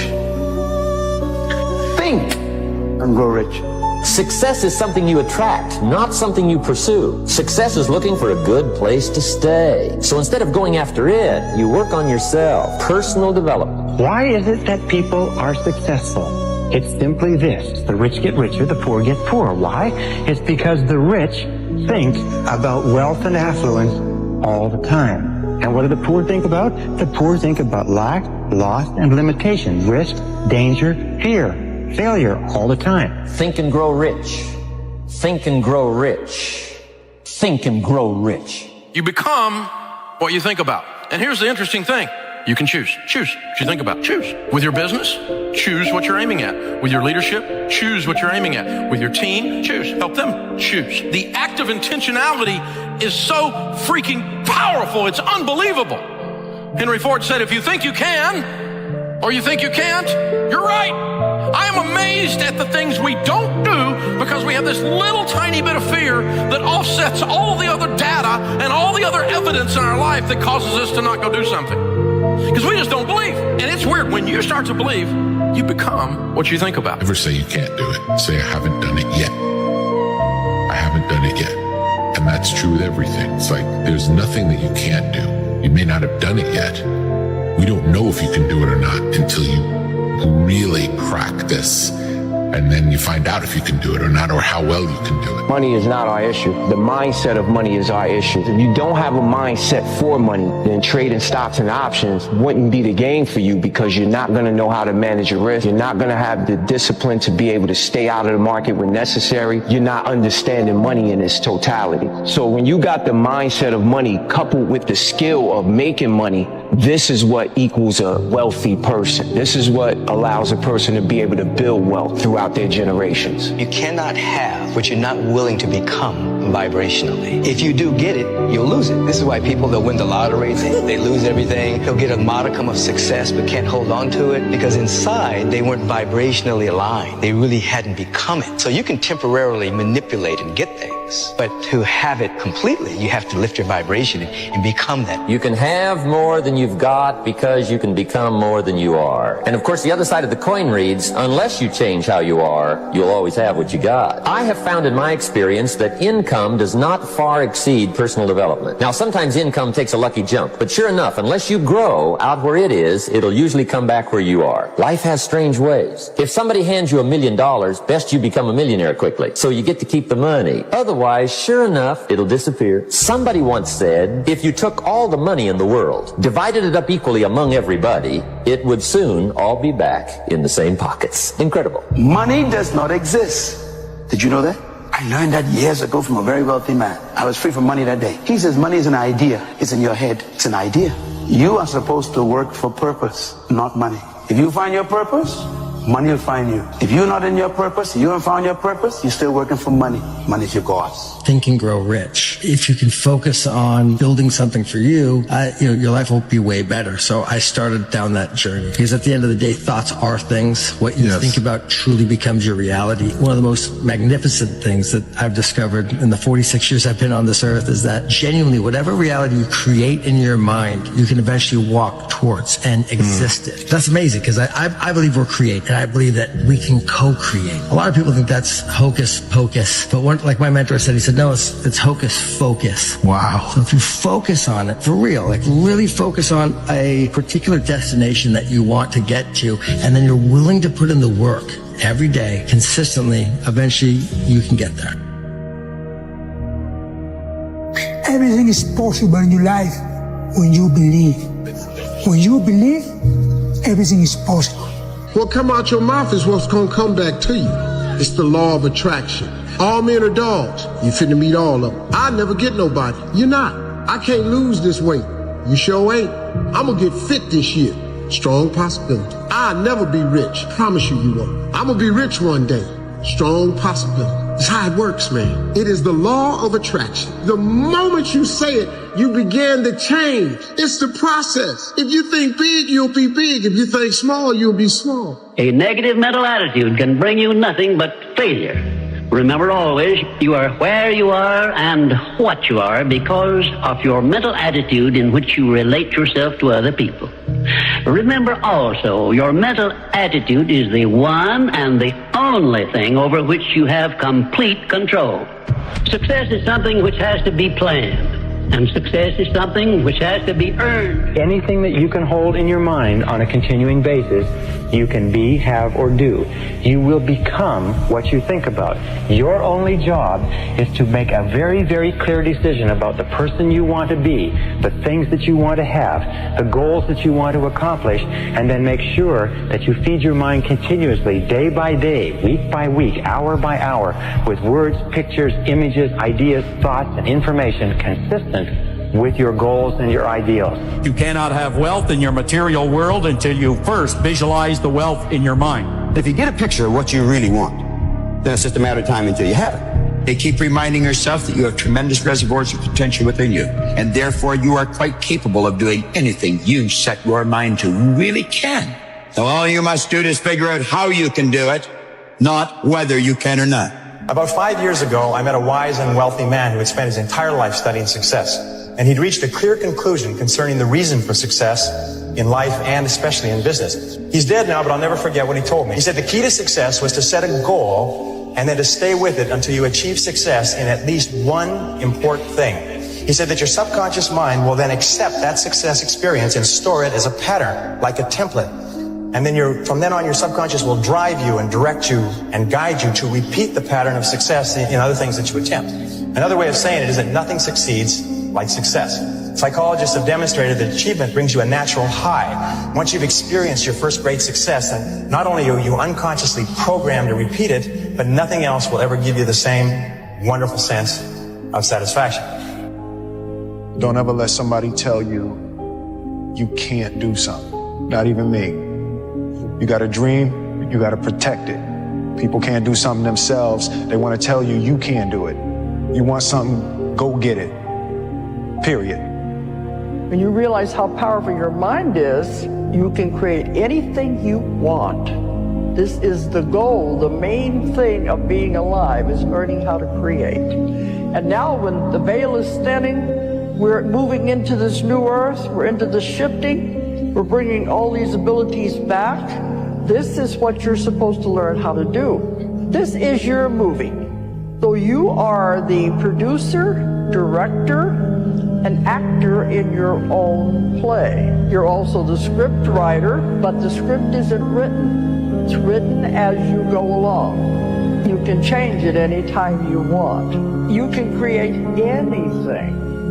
You know the only difference in steam and ice is the state of vibration of the water or the H2O. Do you know the only difference in where you are versus where you want to go is your state of vibration? Do you know that everything to get you there is already here and it always has been?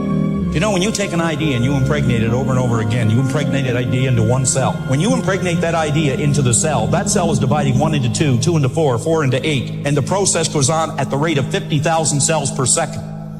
And the more and more you act on it, even though you don't feel good about it, but you work with the idea, you start to develop this change in vibration. But what is really happening is you're impregnating the cells with the characteristic or the idea. What we need to do is we need to constantly think about where we're going, what we want to do, and we start to increase our level of thinking by vibration, and we begin to attract thoughts of a like nature that'll move us in that direction. How badly do you want what you want? How badly do you want it? Or do you want it at all? You see, there's an awful lot of people who want an awful lot of things. But how badly do they want it? If you want it so badly, if you want it with tremendous intensity of desire, there's really nothing in the world that can stop you from getting it. There's an interesting story was told about Socrates, and Socrates was talking to one of his students, and the student said, I am hungry for knowledge. What can I do to increase my knowledge? And Socrates said, knowledge is something that is readily available and easy to get if you want it bad enough. He said, I'm sure I want it badly enough. And Socrates said, come with me, and he walked him offshore into the ocean and walked him offshore into the Aegean Sea. And they got about 3 or 4 feet, and Socrates, a very, very strong man, grabbed the young man and put his head under the water. And the young man began to struggle and struggle and struggle, and finally became incredibly frantic, and finally brought him up. And he said, now what did you want while you were under the water? And he said, all I wanted was air. He said, all I could think of in the whole world was air. He said, when you want knowledge with the same intensity that you wanted that oxygen, you will get all the knowledge that you could desire. And when you want anything with great intensity, if you have the desire, you'll get it. This is the millionaire mindset. Your subconscious mind hears what you tell it to hear and sees what you make it see. For example, if you're constantly thinking, I'm tired of being broke, your subconscious mind will prove you right. It hears, I'm tired and broke, and it works all day and night to make it true. Your words are spells. That's why you spell words. They're magical. Your tongue can slay you. Hold it if you don't know how to use it. Stay small enough, long enough, you'll be big enough soon enough. See you at the top because the bottom is too crowded, but we never look down on anybody unless we're willing to help them up. Believing that you can is way more profitable than believing that you can't. Successful people are always too busy doing what the other guys are still talking about. Successful people are always willing to do what the other guys are not willing to do. Your friends are shit. They tell me you made 25 grand last month. They're not going to believe you. Them. Parents don't like the life you lead? You, mom and dad. See how it feels when you're making their excess payments. Set a goal to become a millionaire. Here's why. For what it will make of you to achieve it. Set a goal that'll make you stretch that far. For what it will make of you to achieve it. Today, it's easier to make money than ever before. You are on your way to having your first $1 million in the bank and all of your bills paid. Don't ever let somebody tell you you can't do something. Not even me. You got a dream, you got to protect it. People can't do something themselves. They want to tell you you can't do it. You want something, go get it. Period. Start working for yourself. Sky's the limit. What is the one thing that people who made $1 million that they did that I guarantee you are not doing? It is called work. They worked 12 to 14 to 16 hours a day, 7 days a week on making money. They had an obsession with making money. That's all they thought about. They had singular focus. They had singleness of purpose. And I guarantee you don't do that because you want to live a balanced life. Well, I'm sorry, but people who succeed in life don't live a balanced life. It is a fantasy. It is a myth. If you say I want to live a balanced life and make millions, welcome to Fantasy Island. If you want to unlock your potential, if you want to go straight to the stars, you have to use the law of substitution to keep your mind on what you want. Use the law of concentration to dwell continually on the results you desire. Be solution-centered rather than problem-centered. Be goal-centered rather than loss-centered. And the law of subconscious activity will begin to adjust your words, your actions, your feelings, your emotions, and everything to the point where you will draw into your life the people and circumstances that will harmonize with it. Now, what's the most powerful thing you can do? It's very simply this, is success begins with taking purposeful, systematic control of the content of your conscious mind. Purposeful, systematic control of the content of your conscious mind. Everything comes back to the law of control. Is there any better feeling than being locked in? No. Like when you are locked in and you are, you know, you're taking, and you're in a rhythm and every day you're knocking it down. You never miss a step. Like you go to bed feeling great. You wake up feeling inspired. You go in the gym with energy, right? Like that's the best way to live it. But I promise you, bro, you have so much potential. If you literally just took it and put it in one place, you could literally change your life. Truly believe that if you put your 100% effort into something, then you can't lose. God knows if you deserve the results. And if you truly try, you truly commit yourself 100% to something, I don't see how you can fail it. In fact, I don't think you can. In fact, I refuse. I completely refuse. You can't fail at it. You said you were going to do it this year, but you didn't. So what's going to be different about this year? What kind of person are you going to actually become in order to achieve what the you want to achieve? There's a law in physics that basically says that when you have energy that is vibrating at a particular frequency, within 17 seconds, other energy like that will be attracted to it. So if I'm having a positive thought or a negative thought, then what happens is that energy is attracted to it. I have other thoughts that are like that thought. So if you do that 17 seconds, 68 seconds, then momentum begins to occur. So let's say that I'm normally, all of our emotions have a frequency to it. So if I'm in despair or anger or worry, all of those are lower, denser frequencies. You get into things like contentment, happiness, joy, love. Those are higher, faster frequencies. Let's say that I normally live in contentment, and that's my set point because that's where I live. I think about that all the time. That's what my makeup is, that sort of thing. So I'm driving down the highway. All of a sudden a car cuts me off and I get angry. So now I'm in the lower, denser frequencies. And so then I go back to the office and I'm telling all my colleagues, you know, here's what happened. You know, this knucklehead cut me off. Go home, tell my wife that. What am I doing? I'm vibrating angry energy. I'm attracting into my world whatever it is that I'm vibrating. So where my thoughts are, that's what's creating my reality. It is easier to make money than ever before. You can make more money faster today than ever before in history. Why aren't more people making money? Wealthy people show initiative. Broke people don't. The faster you are, the more money you will make. Your bank account is actually a reflection of how fast you move. I was sitting with one of my mentors, Bill Perkins. I asked him, Bill, you're worth a lot of money. You've made hundreds of millions of dollars. Why do you think you've been so successful? And he kind of looked at me and he thought for a second. And he said, I move really fast. By the time somebody else has thought about an idea, taken it to investment committee, I've already started, made 3 mistakes, and found a better way. Now y'all look money hungry, and that's good. Anybody tells you money's the root of all evil doesn't have it. A broke person thinks that there's a limit to opportunity and a limit to the amount of money out there, that there's a finite resource of money. They think, I just don't have opportunities. I've missed the opportunities.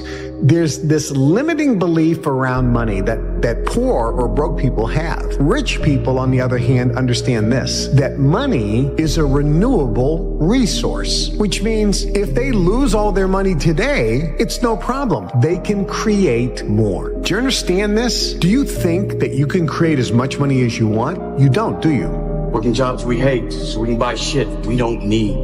When you really want something, just in my life experience and seeing other people, seeing myself, seeing other people that like made stuff happen, it's like, man, when you really want something, you're gonna find a way, ultimately. Every single day is about winning that battle against yourself. And it might not be today or next year or 5 years or 10 years, but this thing takes priority and precedent over all other things. You have to want it. You have to want to be better. When you realize you have to make this shit work or you're falling on your face, it's a different kind of grind, a different kind of mentality, a different kind of person, a different side of you that you've never seen before that comes out when you go all in. Everybody has the desire to do something, but they don't have that, they don't know how to really complete the process of dedicating themselves and having the discipline to do it. Complete delusion. You gotta believe the delusion because it's only delusional until it works. So is it really delusional? You have to be crazy enough to think that it's possible. That's how you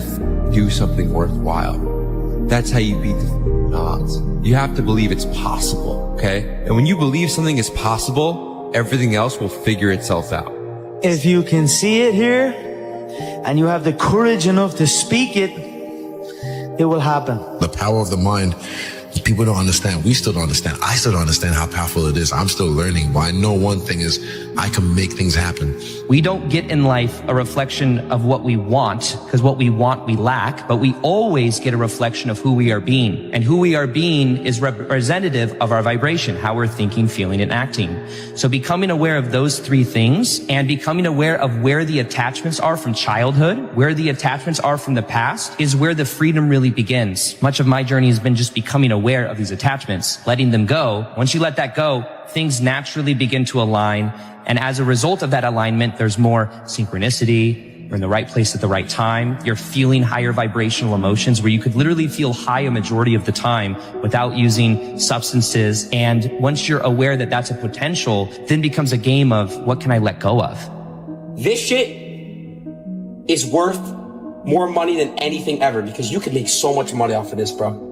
Look at me crazy, call me crazy in the beginning, but once I'm making millions of dollars, playing video games, having fun. We are creative beings, and we can create money. Not that we can, we actually do. That's how money manifests in people's life. They create it. And when you have this mindset, the universe will then present to you and have bubble up ideas about how to make money. Let's consider money butterflies. So let's say you want to catch butterflies. Butterflies equate to dollars. There's two ways that you can gather butterflies. The first way is build a net, right? Build a massive net. It doesn't matter how optimized the net is. It doesn't matter how sophisticated it is. You always have to swing in order to catch butterflies. That's most people hustling. That's where most people start. But you need to develop a second skill set, which is how to attract butterflies. How do you attract butterflies? By building a garden. Changing your psychology around money changes absolutely everything. Do you want to become a billionaire, then you have to think like a billionaire. It's just money. It's made up. Pieces of paper with pictures on it so we don't have to kill each other just to get something to eat. Rich people's mindset, the millionaire mindset, the real most important millionaire mindset is this. You think and you know and you have complete confidence in your own ability to create. You know that you have the ability to create money. You have confidence that you have the ability to create money anytime you need, with the help of the universe. There's nothing wrong with being broke, homie. It's only wrong with someone being poor, because poor is a mindset. Broke is just a temporary situation, just you fix. But being poor, that's a mind state. The reason you want it so damn bad is because you know you can get it. You know you're capable. You know if you do everything right or everything that you're supposed to do, that you can achieve it. And when you know you can do it, you get pissed off when you don't have it already. And see, the problem is so many people don't think that they can do it. That's when you lose your drive. People want to talk about where's that fire. That fire is by starting it. You got to ignite it, and that's going to light that fire. Now you know how big this fire can get. You know how dangerous you could be. You just got to stoke the fire every day. You got to keep adding to it. Every time you add to it, it gets a little bigger. It gets a little more possible. It doesn't seem so crazy anymore. And after you add it enough, you see what's capable. Until one day that fire's there and it's raging, all because of a spark. Nothing ever just happens by luck, but every effect has its definite cause, albeit we often observe effects, the causes of which we cannot isolate or understand. Now, there's three types of people in this world. Those who watch things happen, those who wonder what happened, and those who get up and make it happen. And it's easy for you to figure out what type of person you are. Do you wait to start doing it until you feel like doing it? Or do you get up and get after it until you feel like doing it? Come on now. It starts with the dream killer button. Don't hit it. What you doing? You gonna snooze yourself or choose yourself? Don't confuse yourself and lose yourself. How you gonna start your day with a nap? You ain't even done nothing yet. You had plans on waking up last night when you set that alarm. What happened since then? Your dreams got smaller, so you stay in your bed. Your life is less important than the excuses in your head. You stay in your bed, your dreams stay in your head. Choosing your feelings instead of what you said last night when that alarm was set. The reason you don't have more money in your life is because you settle for mediocrity. Because money is a frequency. It's an energy. It's a vibration. So when you readily accept lower quality food, what you're saying to the universe is, universe, I happily accept the lowest quality for the most important thing of my life, my body. Please, universe, don't send me more money because I am happy with less than what is ultimately available to me. You see how you're creating more of what you don't want? You're not living in your authentic self. Poor in spirit people say the words, I can't afford that. Authentic self people say the words, how could I afford that? That's the shift. I shall introduce you to your greatest asset, and with this introduction, the master key to success will be within your easy reach.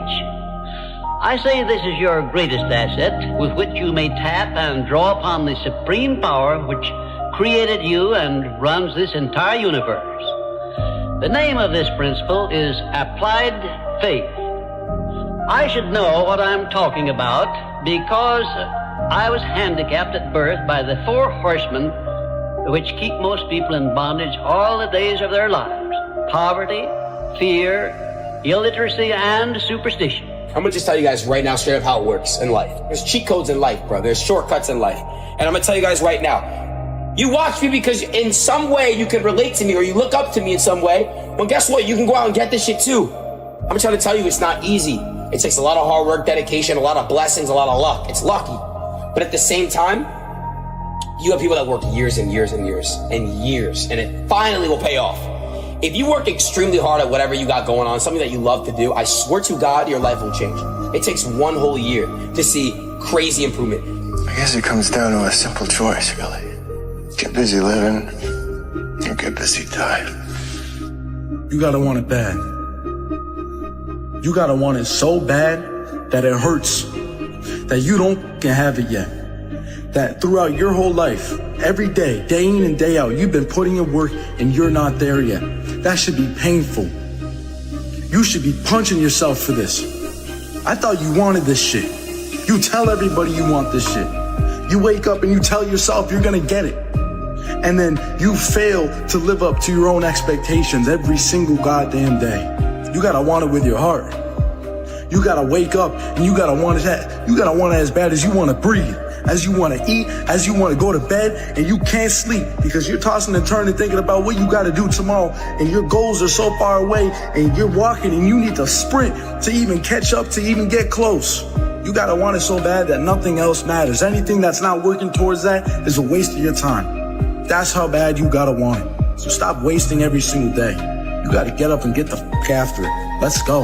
You want that? Not a problem. But let's learn the formula of how to create, right? Yes. So then you'd have to feel those emotions before the experience occurred. And if you understood that you could dissociate all of your attention from this three-dimensional reality and have no attention on anything known, and understand it's the field that creates matter, not matter that emits the field. And if you could get to that place and change your energy with a clear intention and elevated emotion, your heart starts beating in this beautiful rhythm like a drum. We've measured it so many times. And when that occurs, the next thing that happens, the heart informs the brain.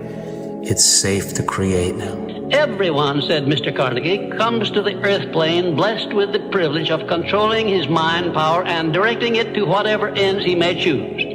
But, he continued, everyone brings over with him at birth the equivalent of 2 sealed envelopes, one of which is clearly labeled, the riches you may enjoy if you take possession of your own mind and direct it to ends of your own choice.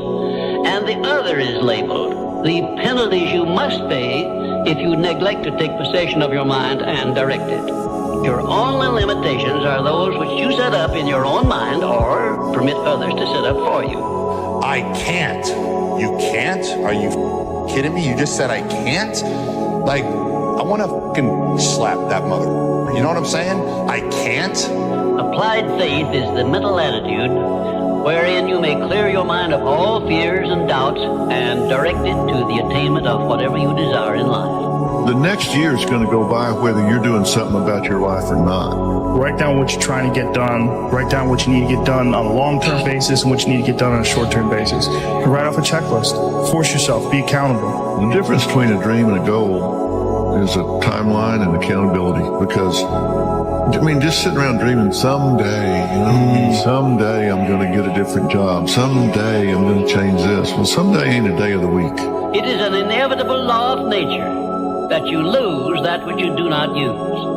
And of course, this applies to the use of your own mind, the same as to everything else. There are no more opportunities to become rich, did I hear you say? Remember, you are given as your richest birthright the privilege of controlling your own thoughts. Therefore, treat this divine gift with the profound respect to which it is entitled, and do not allow anyone to do your thinking for you, or to influence your thinking in any manner whatsoever, except by the rules of accurate thinking I am passing on to you.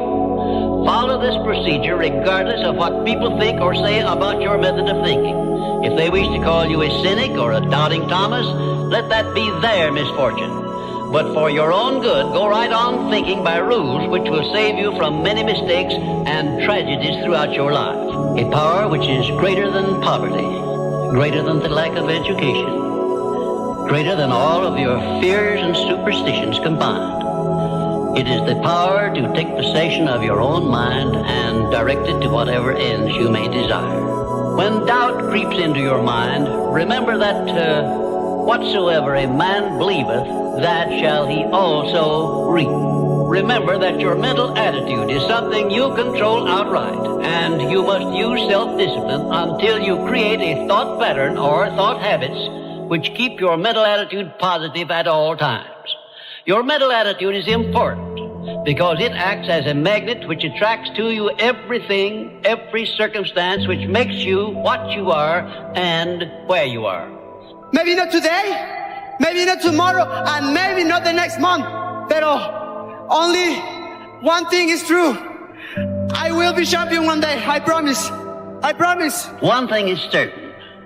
No one ever becomes very wise without the aid of self-discipline. And no one ever finds peace of mind and happiness without the strict exercise of self-discipline. Believe me, the more you put into anything, the more you're going to get out. The more you put in, the more you get out. So stop making excuses. Get out there and do whatever the it takes to reach your goals. Jesus Christ. Pretty soon you win. Pretty soon you'll win. If you have the courage and the heart and the dedication and the mindset of everybody go themselves, you put so much practice into you. You know exactly what to do. It just sucks doing it. There is no get out of jail free card. This is why I say stay hard. Because when you weren't given the gifts, the only thing you can do in life is stay hard. When you put that practice in, every day you lace them up. And I don't mean run. It's just a metaphor for life. Remember, faith is not something you get. Faith is something you already have. But you may be using it in reverse gear by believing in the circumstances and things you do not want, the things you fear. Faith is guidance only. It is not a power which will bring you what you want, but a power that can guide you to go after what you want and get it. Nobody's coming to save you, big dog. Don't you get that? Your whole life has led to this point because of you. Your shitty decisions, your up habits, your poor choices have caused you to end up at this point. The only person, big dog, that's gonna get you out of this spot is you. You need to get scared. You need to get freaked out. If you're not where you want to be right now, you need to get scared. All these people that are telling you it's not your fault, you have time, yada, yada, yada. No, you don't. Because those are the exact people that don't make it. It should freak you out that your parents aren't taken care of. It should freak you out that you don't have the life you want to have. It should freak you out that if something happened, something went wrong, you could do nothing about it because you're living paycheck to paycheck. That should freak you out. Bro, this is not that hard. It's just hard to do. There is no secret. There is no quick fix. There is no hack. There is no path of least resistance. The quickest way for you to go from where you are to where you want to be is that shit you're trying to avoid doing. And not only is it the fastest way, it's the only way in most cases to get where you're trying to go. I must work hard. I must have failures so I develop skills. And I must not quit so I can continue to push forward. Choices and you don't look back. About 85 to 95% of all of the influences in your life, all the reasons you do anything, is because of suggestive influences around you. Not only physical suggestions, the weather, the heat, the cold, and so on, but also the emotional suggestions, the impact of the people you associate with. And the more you associate with people, especially people in your family, people in your close social circle, people that you work with, the more you associate with these people, the more of an impact they have on your thinking and on your future. Question, who do you identify with? Now, whoever you identify with today, one of the things you have to ask yourself is who would you like to be like? Who do you want to identify with? And then you start getting around the right people. Keep your mind on what you want, keep it off of what you don't want, and everything is possible for you.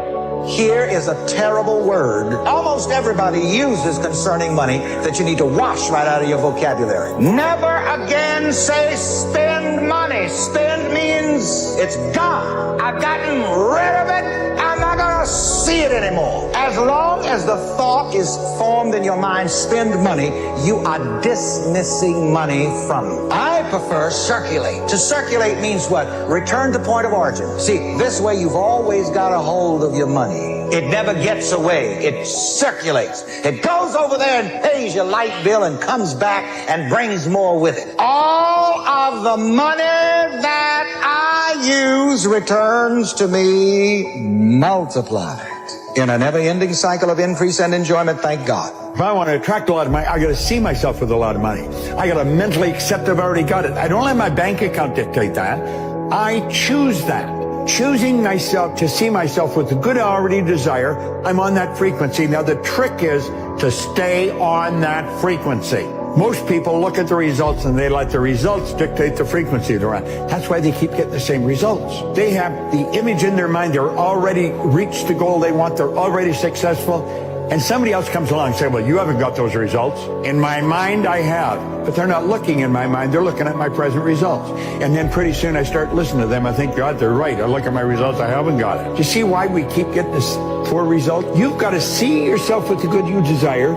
You've got to hold that image in your mind. You've got to know it's going to come. One of the fastest ways to create something in your physical reality is to reverse the normal process by which we create things. Usually we create things first by thinking about it. I think I'll go to that party. And then we say something about it, as in, Matilda, I'm coming to your party tonight. And then we do something about it, as in showing up at the party. Here I am, just as I said I would be, because I thunked the thought this morning. Okay? That's generally how we produce things in our reality. In fact, everything in this room was once a thought in someone's mind. There is nothing that was not once a thought in someone's mind somewhere. But if you want to really play tricks with the universe and create magic with the stuff of life itself, reverse the thought, word, deed paradigm. Turn it upside down and start with the deed. That is to say, act as if. If you want to experience abundance, be abundant and do as abundance does. Therefore, if you have only $5 left to your name, go to a store and get them transferred, made into singles. And take 5 singles and walk down the street and give a single to each of 5 people who have even less than you do. And by the way, you will find those people very easily. It's crazy because I used to tell myself at 14, 15, like, I'm gonna be a millionaire, like, I'm gonna own it. Like, I used to, like, going, like, not even hype, like, thoughts for hours, like, if I had money and shit, like, what I do, how I do this. And it's crazy because, like, now it's like, that's my life. It's scary almost. Like, real deal. I remember, like, being on the train going to school, like, I'm gonna be a millionaire, I'm gonna have a car, I'm gonna be driving down that street, I can see myself. Then I actually, like, came and did it, like, crazy. There is all the money that everybody needs and wants waiting there for them. The way you feel about money is highly uncorrelated to how much you've got in the bank. You have to change the way you think. The number one thing that's keeping you poor is your mouth, what you say. You see, what you say is what you get. Your tongue is a creative force. Words have power, more power than you could ever imagine. Every word that comes out of your mouth has 100 to 1,000 times more power than a thought. If you believe that what you say will happen, you will get whatever you say. Listen to me. Rich people think different. So what I'm gonna put in your head today is a rich people concept so you can get to understand it. The only difference between successful people and not is just how they think. Rich people think different. Quit letting people tell you you gotta get qualified in another program. You don't need another program to be successful. You need to change the way you think. How would an abundant person think? Write it down, dude, and fire and wire those thoughts in your brain and install the hardware. Keep doing it with attention and intention. It becomes the new voice in your head. It becomes a software program. Then say, okay, how am I going to be in my life today? What would an abundant person, how would they behave? And before you reach for your cell phone and start scrolling through your social media, close your eyes and rehearse in your mind how that person would walk, how they would breathe, how they would smile, how they would greet people, how they would be on Zoom calls, how would they be in traffic, how would they be at dinner. And the act of closing your eyes and mentally rehearsing the act, if you're truly present, the brain does not know the difference between the real life experience and what you're imagining. Say no to the paycheck. Paycheck make you poor because they make a slave mindset, not a master mindset. Make up your mind. That's this idea of you got to be realistic, that you got to be logical is a bunch of nonsense. You don't have to be logical at all. I've been totally illogical many times, and it's helped me earn a lot of money. When you speak of your poverty and lack of education, you are simply directing your mind power to attract these undesirable circumstances. Because it is true that whatever your mind feeds upon, your mind attracts to you. Now you see why it is important that you recognize that all success begins with definiteness of purpose, with a clear picture in your mind of precisely what you want from life. You are on your way to making your fortune. You can do it. You have greatness within you. Remember, you were born to win. You were engineered for success. You were designed for accomplishment, and you were endowed with the seeds of greatness. Do you want to become a billionaire? Then you have to think like a billionaire. Billionaires do not think about pennies and cents and dollars.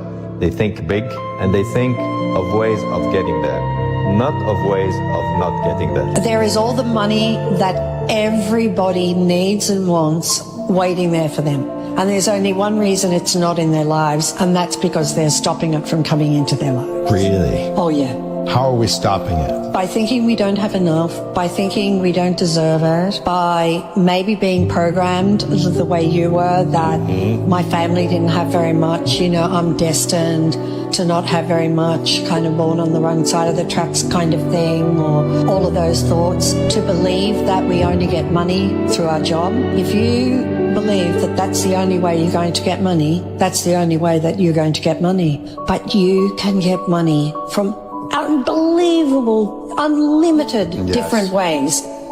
If you decide you want to be rich, all you gotta do is start. Why not? Who gonna stop you? Unless you tell it to the wrong person. Mama, listen to me. I'm going to be rich. Ain't anybody rich in this family. Go in there and sit down somewhere. Get yourself a good job. Oh, mama, you must be right. No, mama could be wrong. Because what you have in your imagination, God didn't show it to your mama. I'm sorry. He showed it to you. Know what you want and believe that you can and will get it. Give expressions of gratitude many times daily for having received that which you want, even before you actually get physical possession of it. Possession starts first in the mind. But please remember this. Remember, there can be no application of applied faith without action. When overtaken by defeat, as you may be many times, remember that man's faith is tested many times before he is crowned with final victory. And accept your defeat as nothing more than a challenge to keep on trying. But I'm starting to realize, bro, when you dance to your own rhythm, when you play by your own rules, and you living through your vision, that's a perfect indication you're doing it correctly. Because they literally don't see what you see. They don't see it. They don't see what you see. They don't see as far as you see. And they don't understand why you see what you see. They don't even understand where it's coming from internally. They don't. I didn't get that back then. I just knew I had the desire for more. I knew I had a vision that I couldn't ignore. There is no end to what you're capable of doing. Once you get into this vibration, you'll start attracting things. Opportunity is just going to pop up everywhere you go.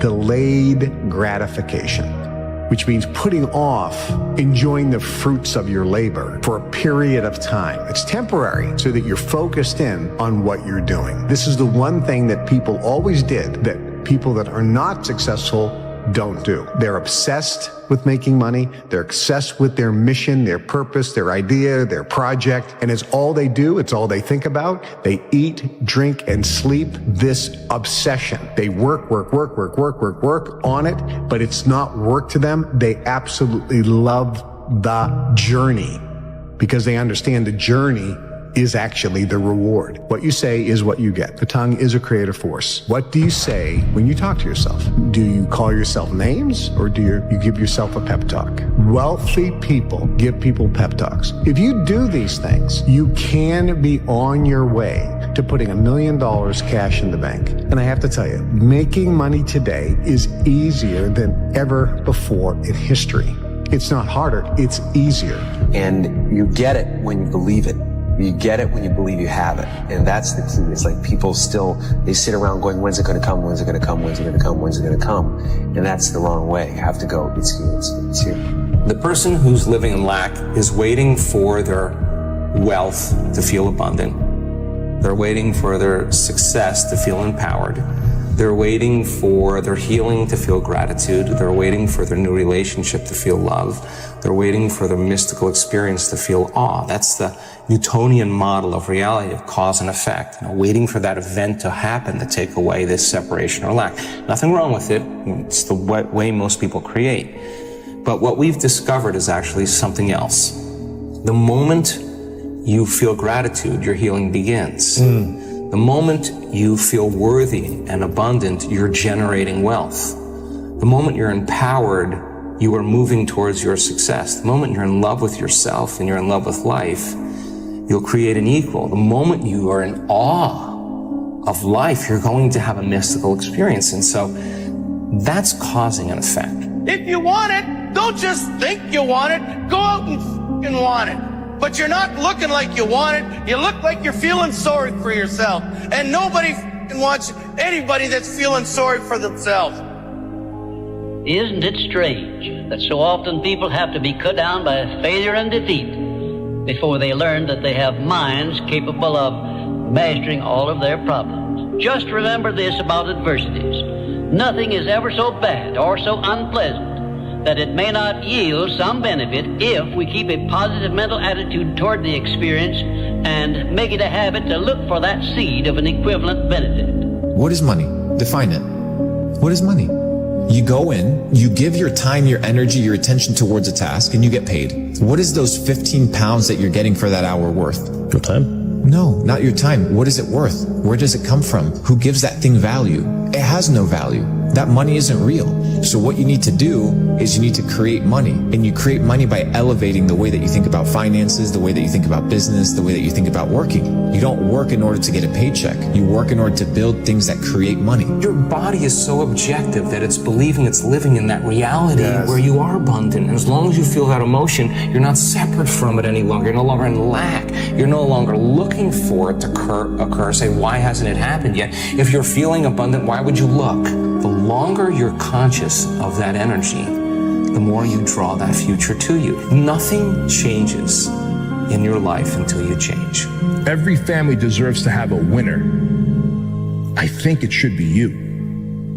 But you also have to disconnect, unplug your umbilical cord from the belly button of average and plug yourself into the mindset of a winner, which is a winner does more than expected every single time, no matter how they feel, no matter the circumstances. A winner shows up 10x times more than the average person. A winner has these unreasonable expectations of himself. A winner knows that he's destined for greatness.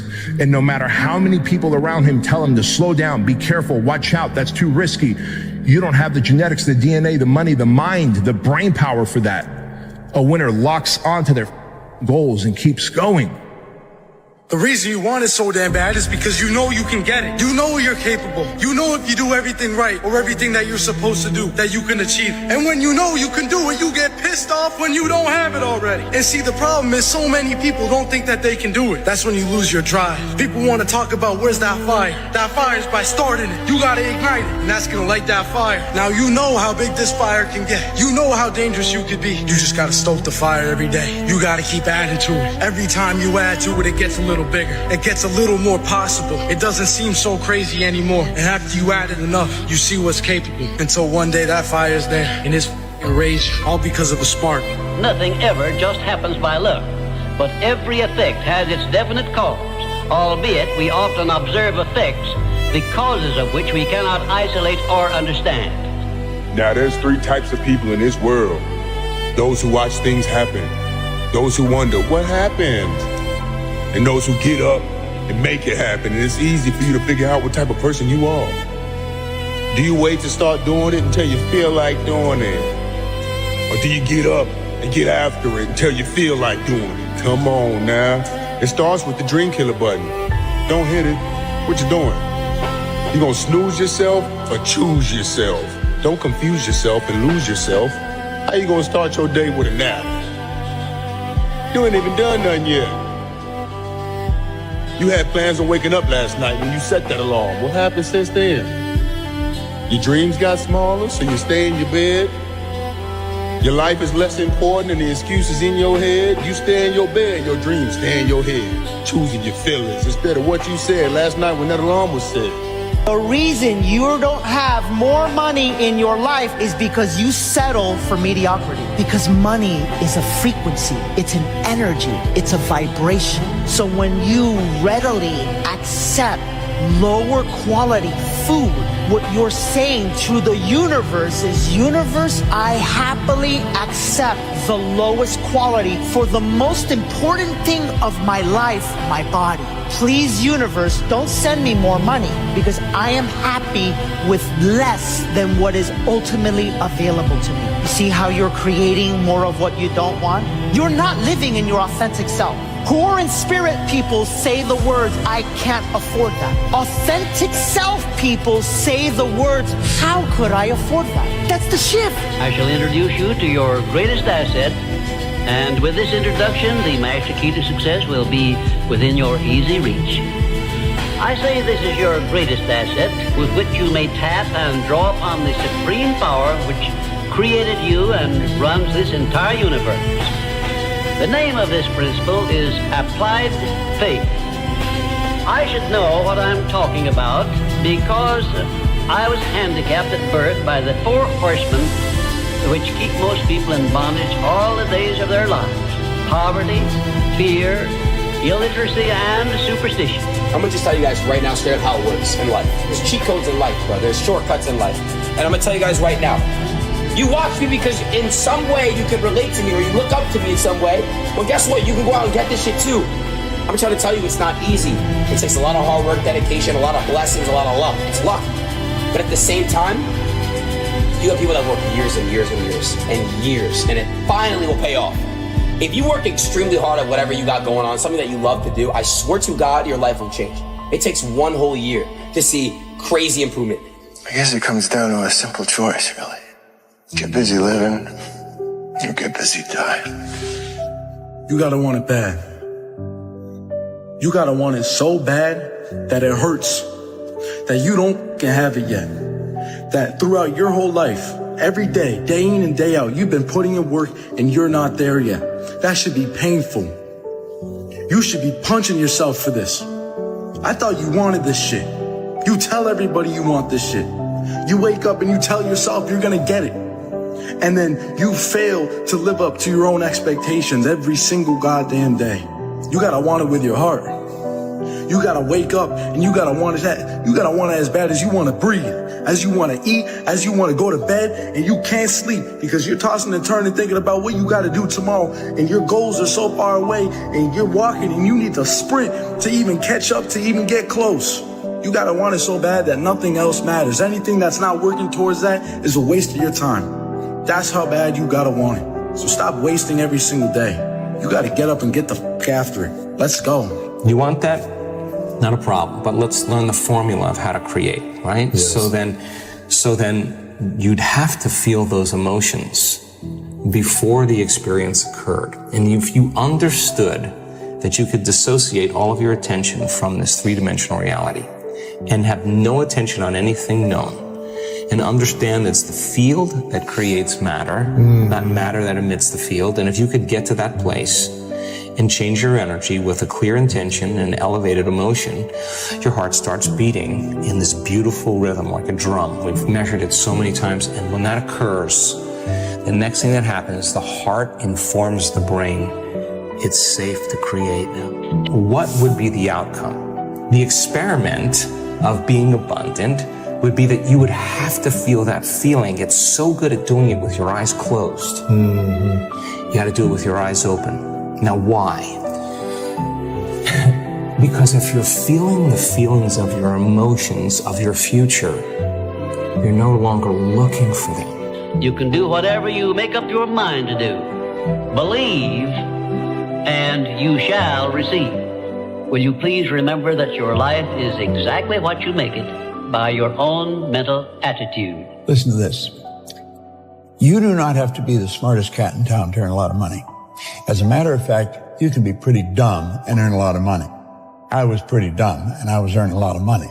So when people tell me you got to be smart to earn a lot of money, I know that's not true because I knew I wasn't very smart and I was earning a lot of money. If you complain about money, if you judge people who have it, if you rush when you're in lack, if you cheat when you don't have what you need, an abundant person doesn't do that. You got to look at that and say, I got to break these habits. Yes. Oh my God, if I truly want to be abundant, I can't act this way. Now here's the big one. If I truly want to be a new personality that's in a new personal reality, I can't take lack with me. I can't take unworthiness. I can't take the story that goes along with it with my parents or my grandparents or my ex or whatever. That story has to end. When people look at the money that they're making and then the amount of effort that it takes them to make that money, they're like, you know what, at least I worked hard for my money. Bro, money gets printed out of thin air. You need to figure out how to make as much of it for the least amount of effort as possible. Why? Because there's dudes out there that are printing it. I don't think you understand. They're literally printing it. Printing it, and you're out here working for it, slaving away. So you need to ask yourself, how can I get as much money as possible for the least amount of effort? So you need to start a business. You need to be able to understand how to arbitrage. You need to learn how to sell. You need to learn how to market. These basic skills, because the assumption that you're going to find security in a job is a fallacy. They can fire you for any of a million reasons tomorrow. Your skills are what's going to determine if you stay afloat or not, if you have the ability to make money. The job doesn't count. The idea of having a side hustle that you're not actually fully invested doesn't count. You need to be focused on making money. Money is the name of the game. You have to take care of it. You are a creative force. Get the millionaire mindset. If you don't have the millionaire mindset, that money is a renewable resource and that you can create, and it is God, the universe, which is the source of your supply that gives you the power to get right. If you don't have that mindset, then you're going to have a struggle making your first million and making any large amounts of money. Money is a renewable resource. You can create money. Now let me give you a description of the one thing which represents the main difference between a successful person and a failure. Please listen carefully and think for yourself as I speak, because failure to recognize the truth I am about to give you is the starting point of most failures. Successful people in all occupations, all professions, and all callings have one trait which distinguishes them from the failures. It is their capacity for belief. The failures see the hole in the donut, but do not see the donut around the hole. The successes see the hole also, but they see the donut around the hole. Changing your psychology around money changes absolutely everything. The way you feel about money is highly uncorrelated to how much you've got in the bank. The way you feel about money is highly uncorrelated to how much you've got in the bank.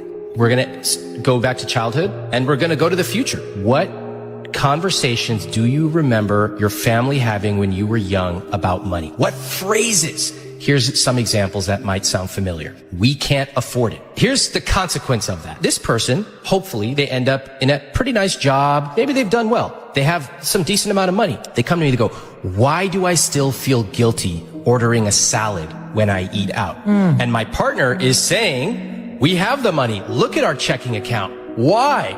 Well, trace it all the way back to conversations you had starting at age 6. Wow. It's not about wealth. It's who you become. Isn't it a strange fact that most people make a negative application of their great power of faith by thinking about and believing in poverty, ill health, fear, failure, and defeat, when it would be so easy for them just to change their thinking over to the circumstances and things they desire?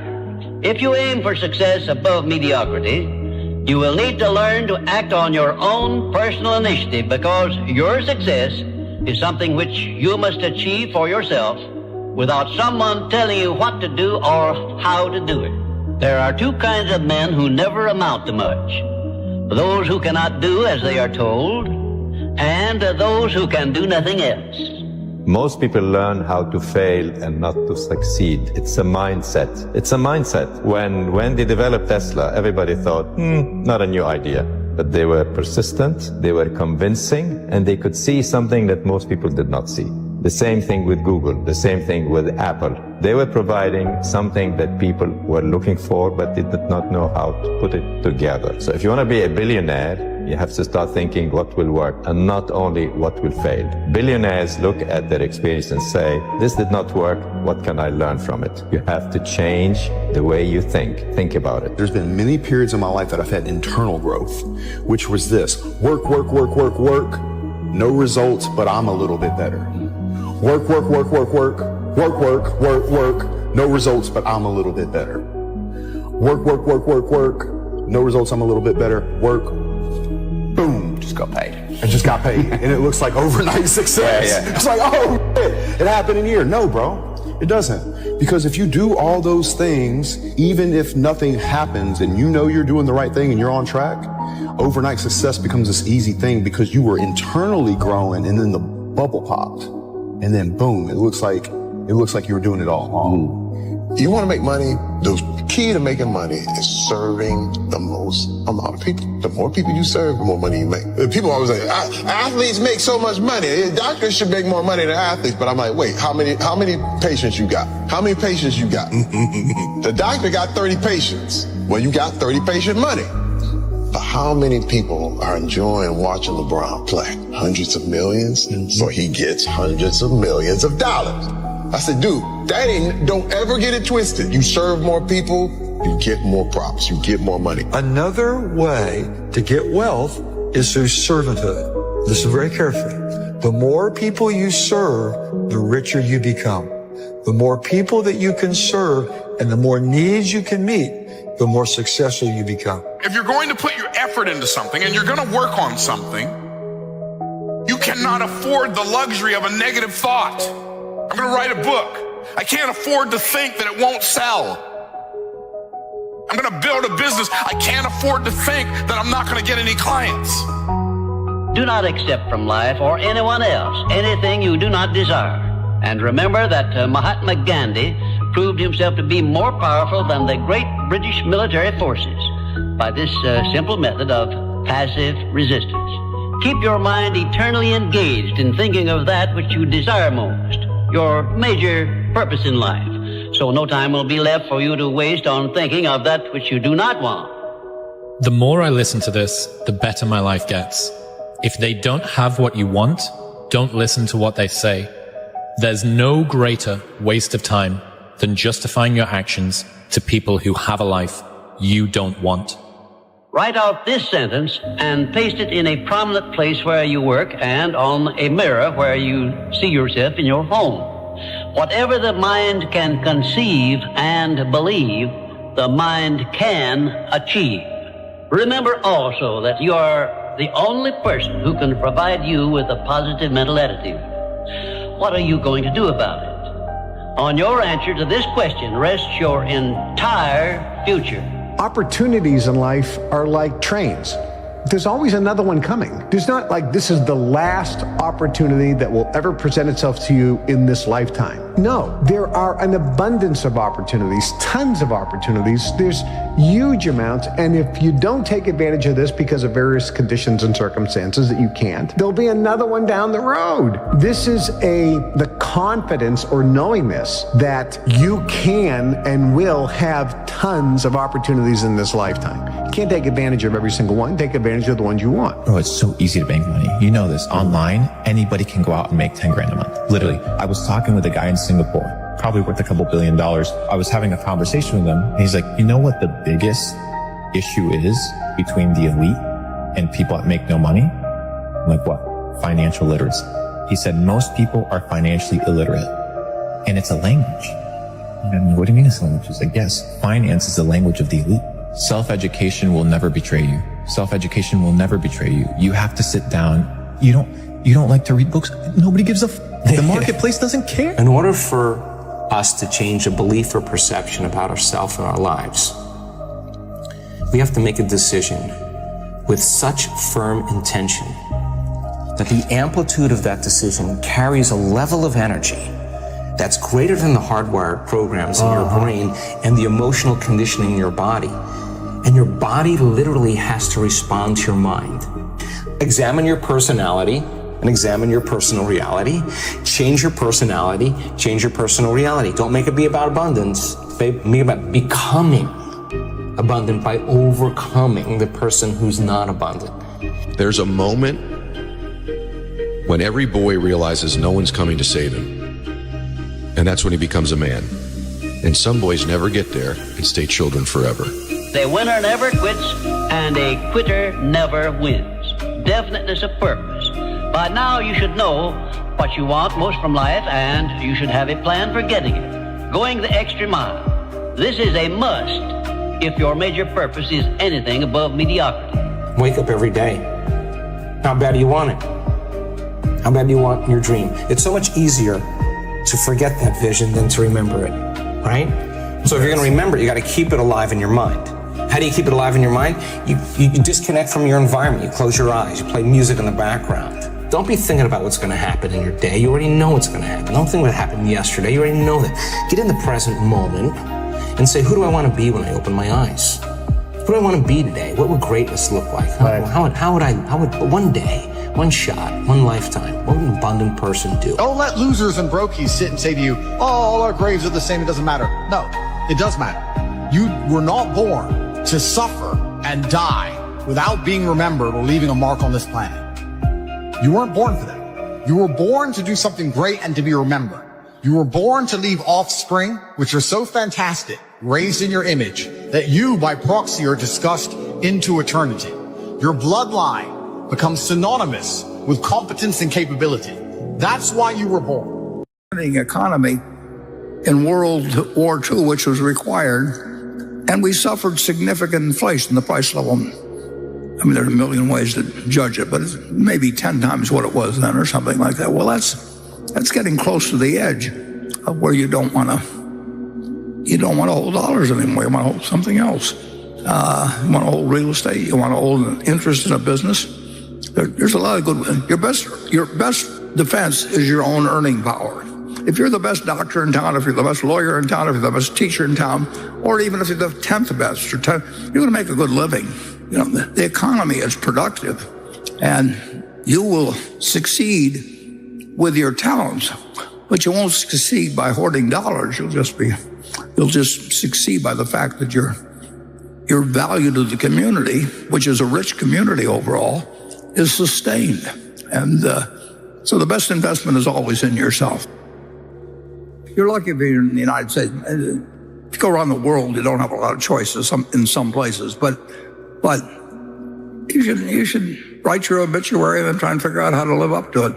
You know, that's something you get wiser on as you go along. The business mistakes, you just want to make sure you don't make any mistakes that take you out of the game or come close to taking you out of your game.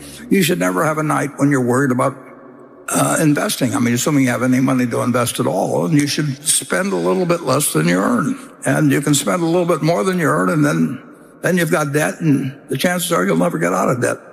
I'll make an exception in terms of a mortgage on your house, but credit card debt, we're in the credit card business big time, and the world will stay in the credit card business. But why get behind the game? And if you're effectively paying 12 or 14 or whatever percent you're paying on a credit card, you know, you're saying I'm going to earn more than 12 or 14% of money. And if you can do that, come to Berkshire Hathaway. Tom Murphy, the first time I met him, said two things to me. He said, you know, always tell someone to go to hell tomorrow. Well, that was great advice then. And think of what great advice it is when you sit down at a computer and screw your life up forever by telling somebody to go to hell or something else in 30 seconds and you can't erase it. And you don't need to vilify anybody to make your point on subjects of discussion, and then they give you another general piece of advice. I've never known anybody that was basically kind that died without friends, and I've known plenty of people with money that died without friends, including their family. I've seen a few people, including Tom Murphy Sr.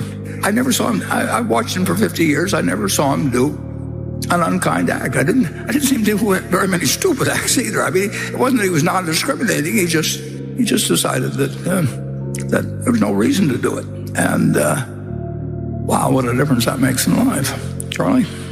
Well, it's so simple to spend less than you earn and invest shrewdly and avoid toxic people and toxic activities and try and keep learning all your life, et cetera, and do a lot of deferred gratification because you prefer life that way.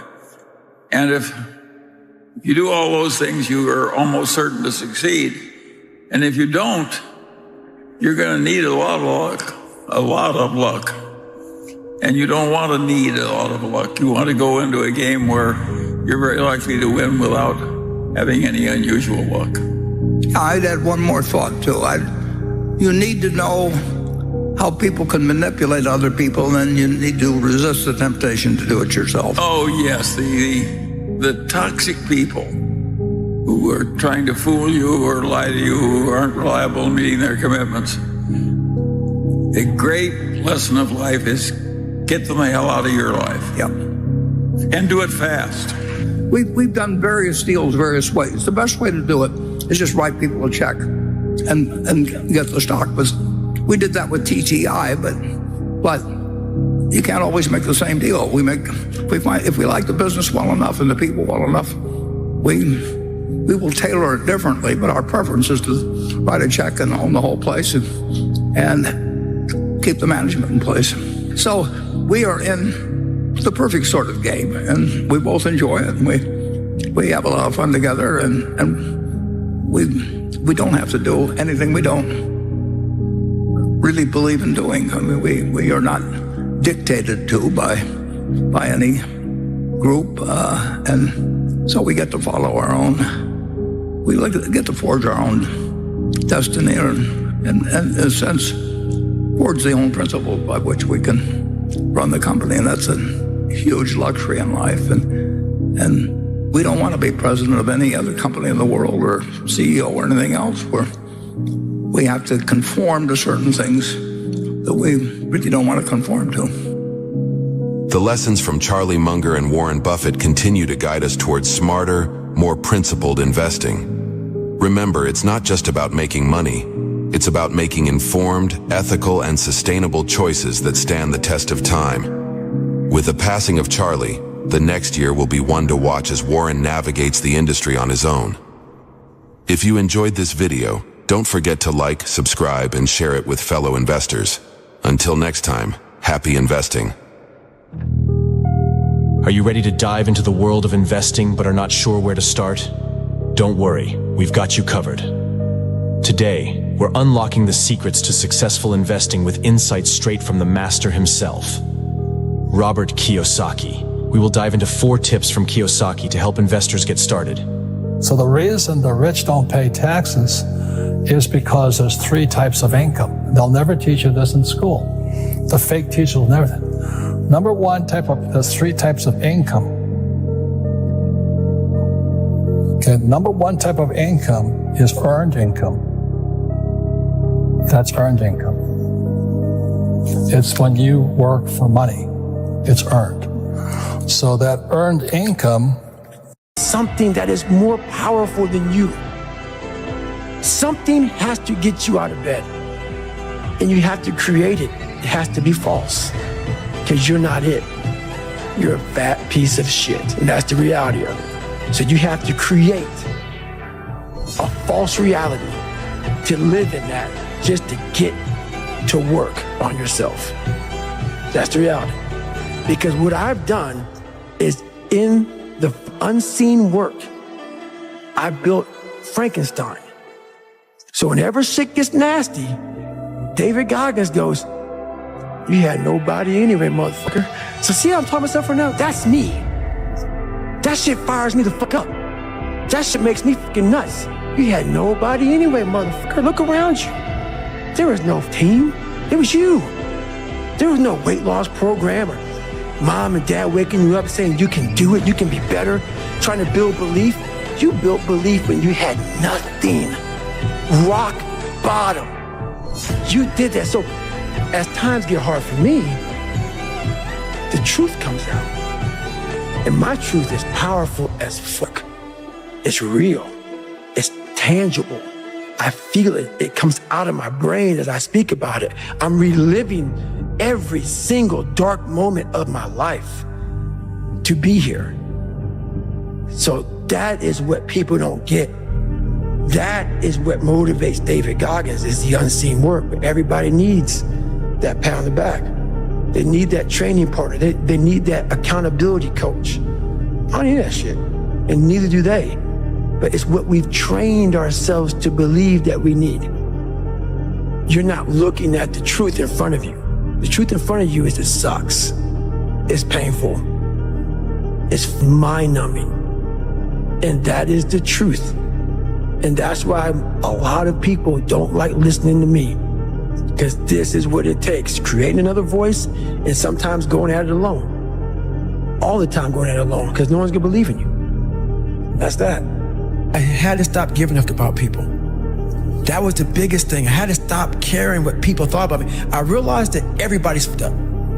That's the one thing I realized. I walked around and I put these people on a pedestal. Everybody was better than me.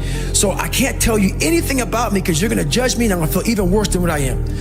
What I realized, once I calmed my mind down and sat back and looked at how jacked up this world is, once you realize that you are not alone, everybody that's talking to you about how jacked up you are, only thing they've done better than you is they've hidden their fucked up world better than you have. That's all they've done. So once I realized that, if you want to sit back, like for instance, there's all these things that are on TV and we have all these news people judging people who fuck up in life. And yeah, they made big mistakes. But that person who is judging you on TV, I guarantee you that news person and say, I'm glad that my shit didn't come out, but I'm going to judge the hell out of you. I know that about people. So if you want to sit back and judge how jacked up I was and how messed up my life was, Merry Christmas, go for it. Have a good time. But I'm smiling at you right now, knowing you have a secret that you're not willing to share. It gives you a lot of power when you're able to go on a podcast this big and say, hey, tell me, I'll tell you anything you want to know. I no longer care. And that is a lot of power in that, to be able to put your life on a billboard for the whole world to see and say, judge it, man. Judge it. Like just me talking about it makes me feel good. And that's another thing about it. When you are willing to talk about how jacked up you are, the strength, that big rock that you carry, it just starts to come off you. It just starts to come off. That's why I do it so often. I'm like, hey man, I'll tell you anything you want to know. I'm tired of being afraid. I'm tired of not telling you shit. I'm tired of lying about how good I'm not. We tend to do the things that are easy. And that is, it builds no mental toughness. It builds no mental hardening. It builds nothing. When you work out, working out is where you can build that the fastest. Because it's a constant, it gives you instant feedback. Yeah, you may not lose the weight you want to real fast, but the discipline it takes, it transfers over to all aspects of your life. It's not, people, man, why are you always working out? Stop looking at it that way. This is the foundation of life. When you look in the mirror, every morning we all look in the mirror to get ready to go to work, to go anywhere.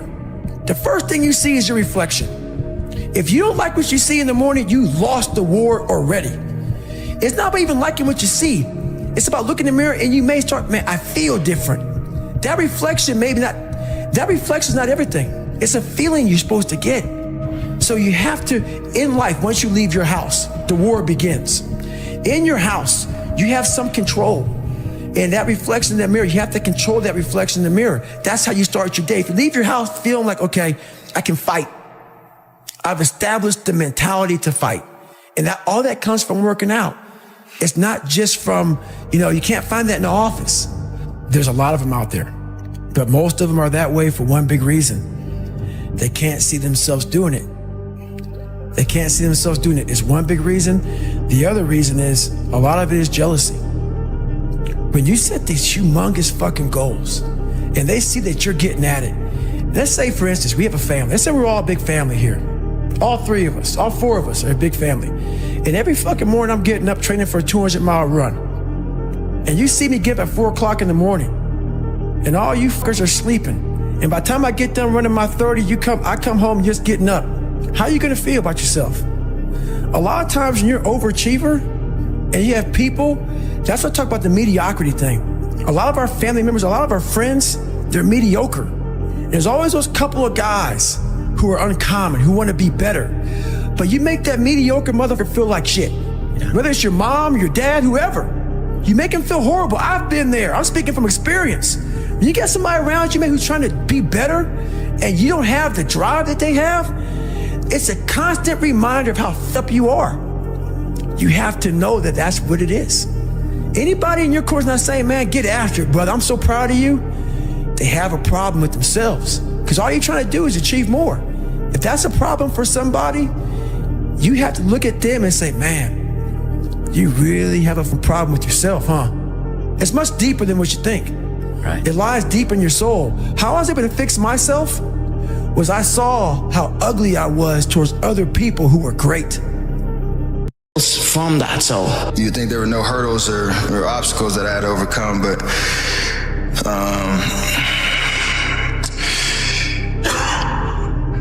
even when I got to high school, I wasn't ranked.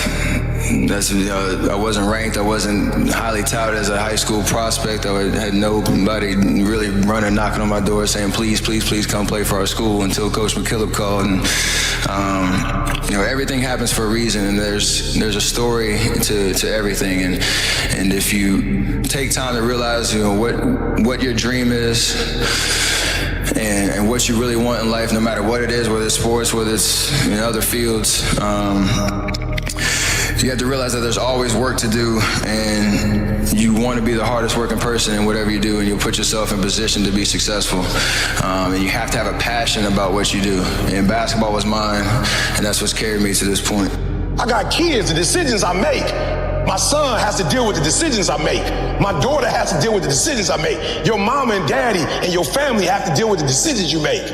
So tomorrow, you start training. Train like this. It's your life, not a game. Like it's your life. Like this the last opportunity, the only opportunity. Give it everything you got. And if you fail, you can at least do what? Come on, you can say what? You tried. But if you don't go out there and give 120%, you're not a man. A man don't always put forth effort and accomplish his goals. As men, we fail too. We don't always do everything perfect. But if you're a real man, you try. I'm a big believer in if you don't dream it, you can't become it. I mean, look where you're sitting. You've done a wonderful job, and you remained a good man with all the success that you've had and your family has had. And just like myself, you had to dream that you could be something in life and do something in life. And so I was a big dreamer, and so my job was to clean these 7 floors between Friday and Sunday. So every time I would go to the 7th floor was the CEO's office. So I would bust in like I was the CEO. I'm dreaming like I'm the CEO now. And then I would kick my feet up on his desk, recline the seat back, and I pretended like I had an assistant out front, and I would hit the intercom button. Tony, could you bring me today's paper, some coffee and donuts? So I pretend she would come into the office, and and one time I'm sitting there dreaming, and he walks in on me. And he said, "What are you doing?" I said, "Well, I'm dreaming like I'm the CEO." And who would have ever thought? I've been blessed. And here I am the CEO of my own company, and what a blessing. And so, but I think back to those moments, and those moments helped me to get to where I am today. 5 or 6 years, I went every single day without missing a single day.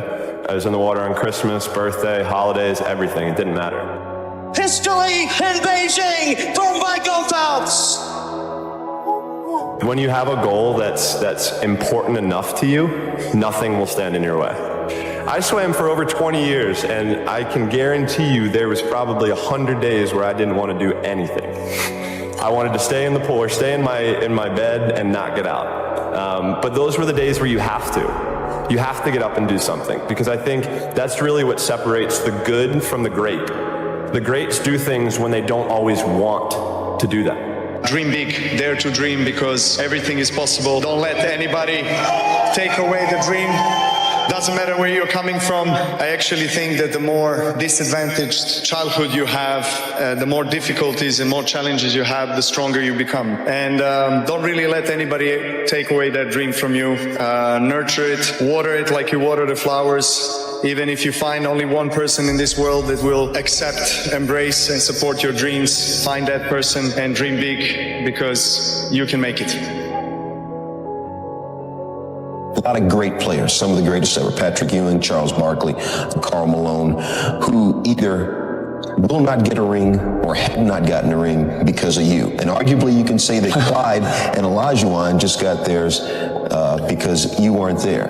Do you all ever talk about that, the fact that maybe these guys might have wished they came along 5 years earlier or 5 years later? You can talk about it. I joke around with my friends about it, Charles and Patrick and all these guys, and but I take great pride in making sure that they don't win.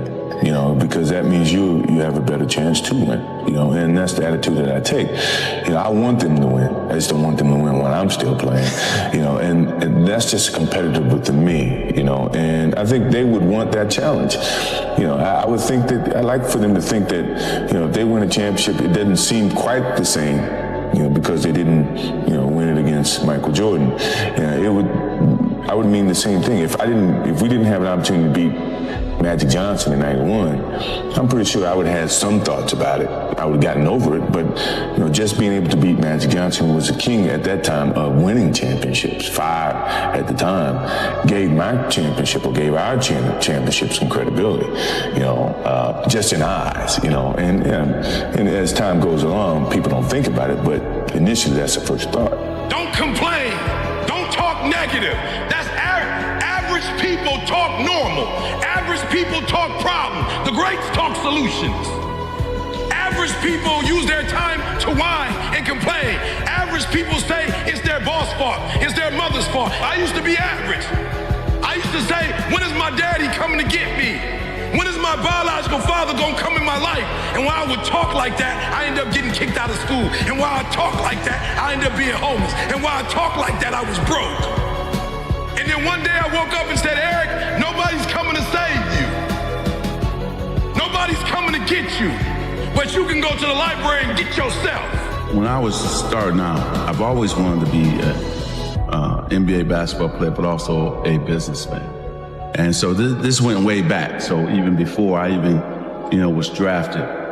So I promised myself and my parents, when I got some money, I would know what to do with it and I would take care of it. But you had a lemonade stand in somewhere else? Yeah. Oh, back in the day, I was hustling, man. Yeah. Because, you know, I didn't get money to go to the movie. My parents didn't have that. So you bought your movie then? Yes. Paper route, lemonade stand.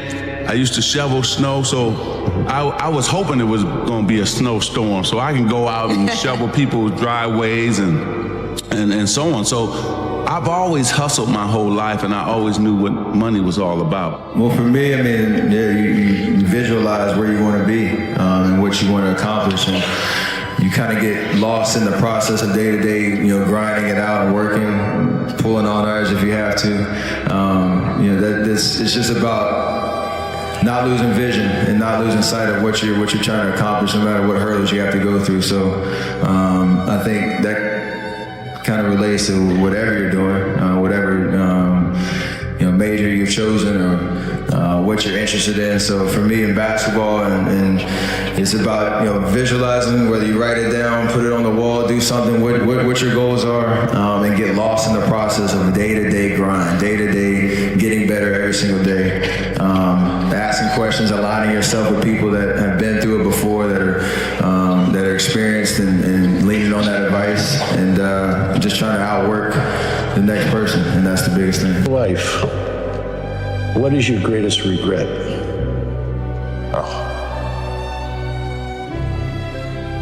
You know, I really don't have regrets. I am the person that says, you know, as soon as you look back in your history and you come up with something that you feel like you want to change, something else has to change.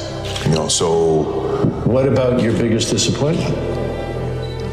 Once again, that's the same analogy. You know, disappointment to me, to win, you got to lose. To be successful, you got to have something that's not successful. To be happy, you got to have disappointment. So I think all of those things have evolved and happened to make me who I am, and understand the benefits and the privileges I have for being who I am, you know, and not to wear it on my sleeve, be very humble about it. That's one thing my parents taught me very well, is, you know, don't wear your reputation, don't wear your accolades, don't wear your personality on your sleeve. Let it happen, let it be you. It is who you are. Don't hide from it, but don't wear it and rub it in people's faces. So, you know, when you sit here and you say, well, you know, in 1990 or 2005, they voted me as like the best or the most popular athlete.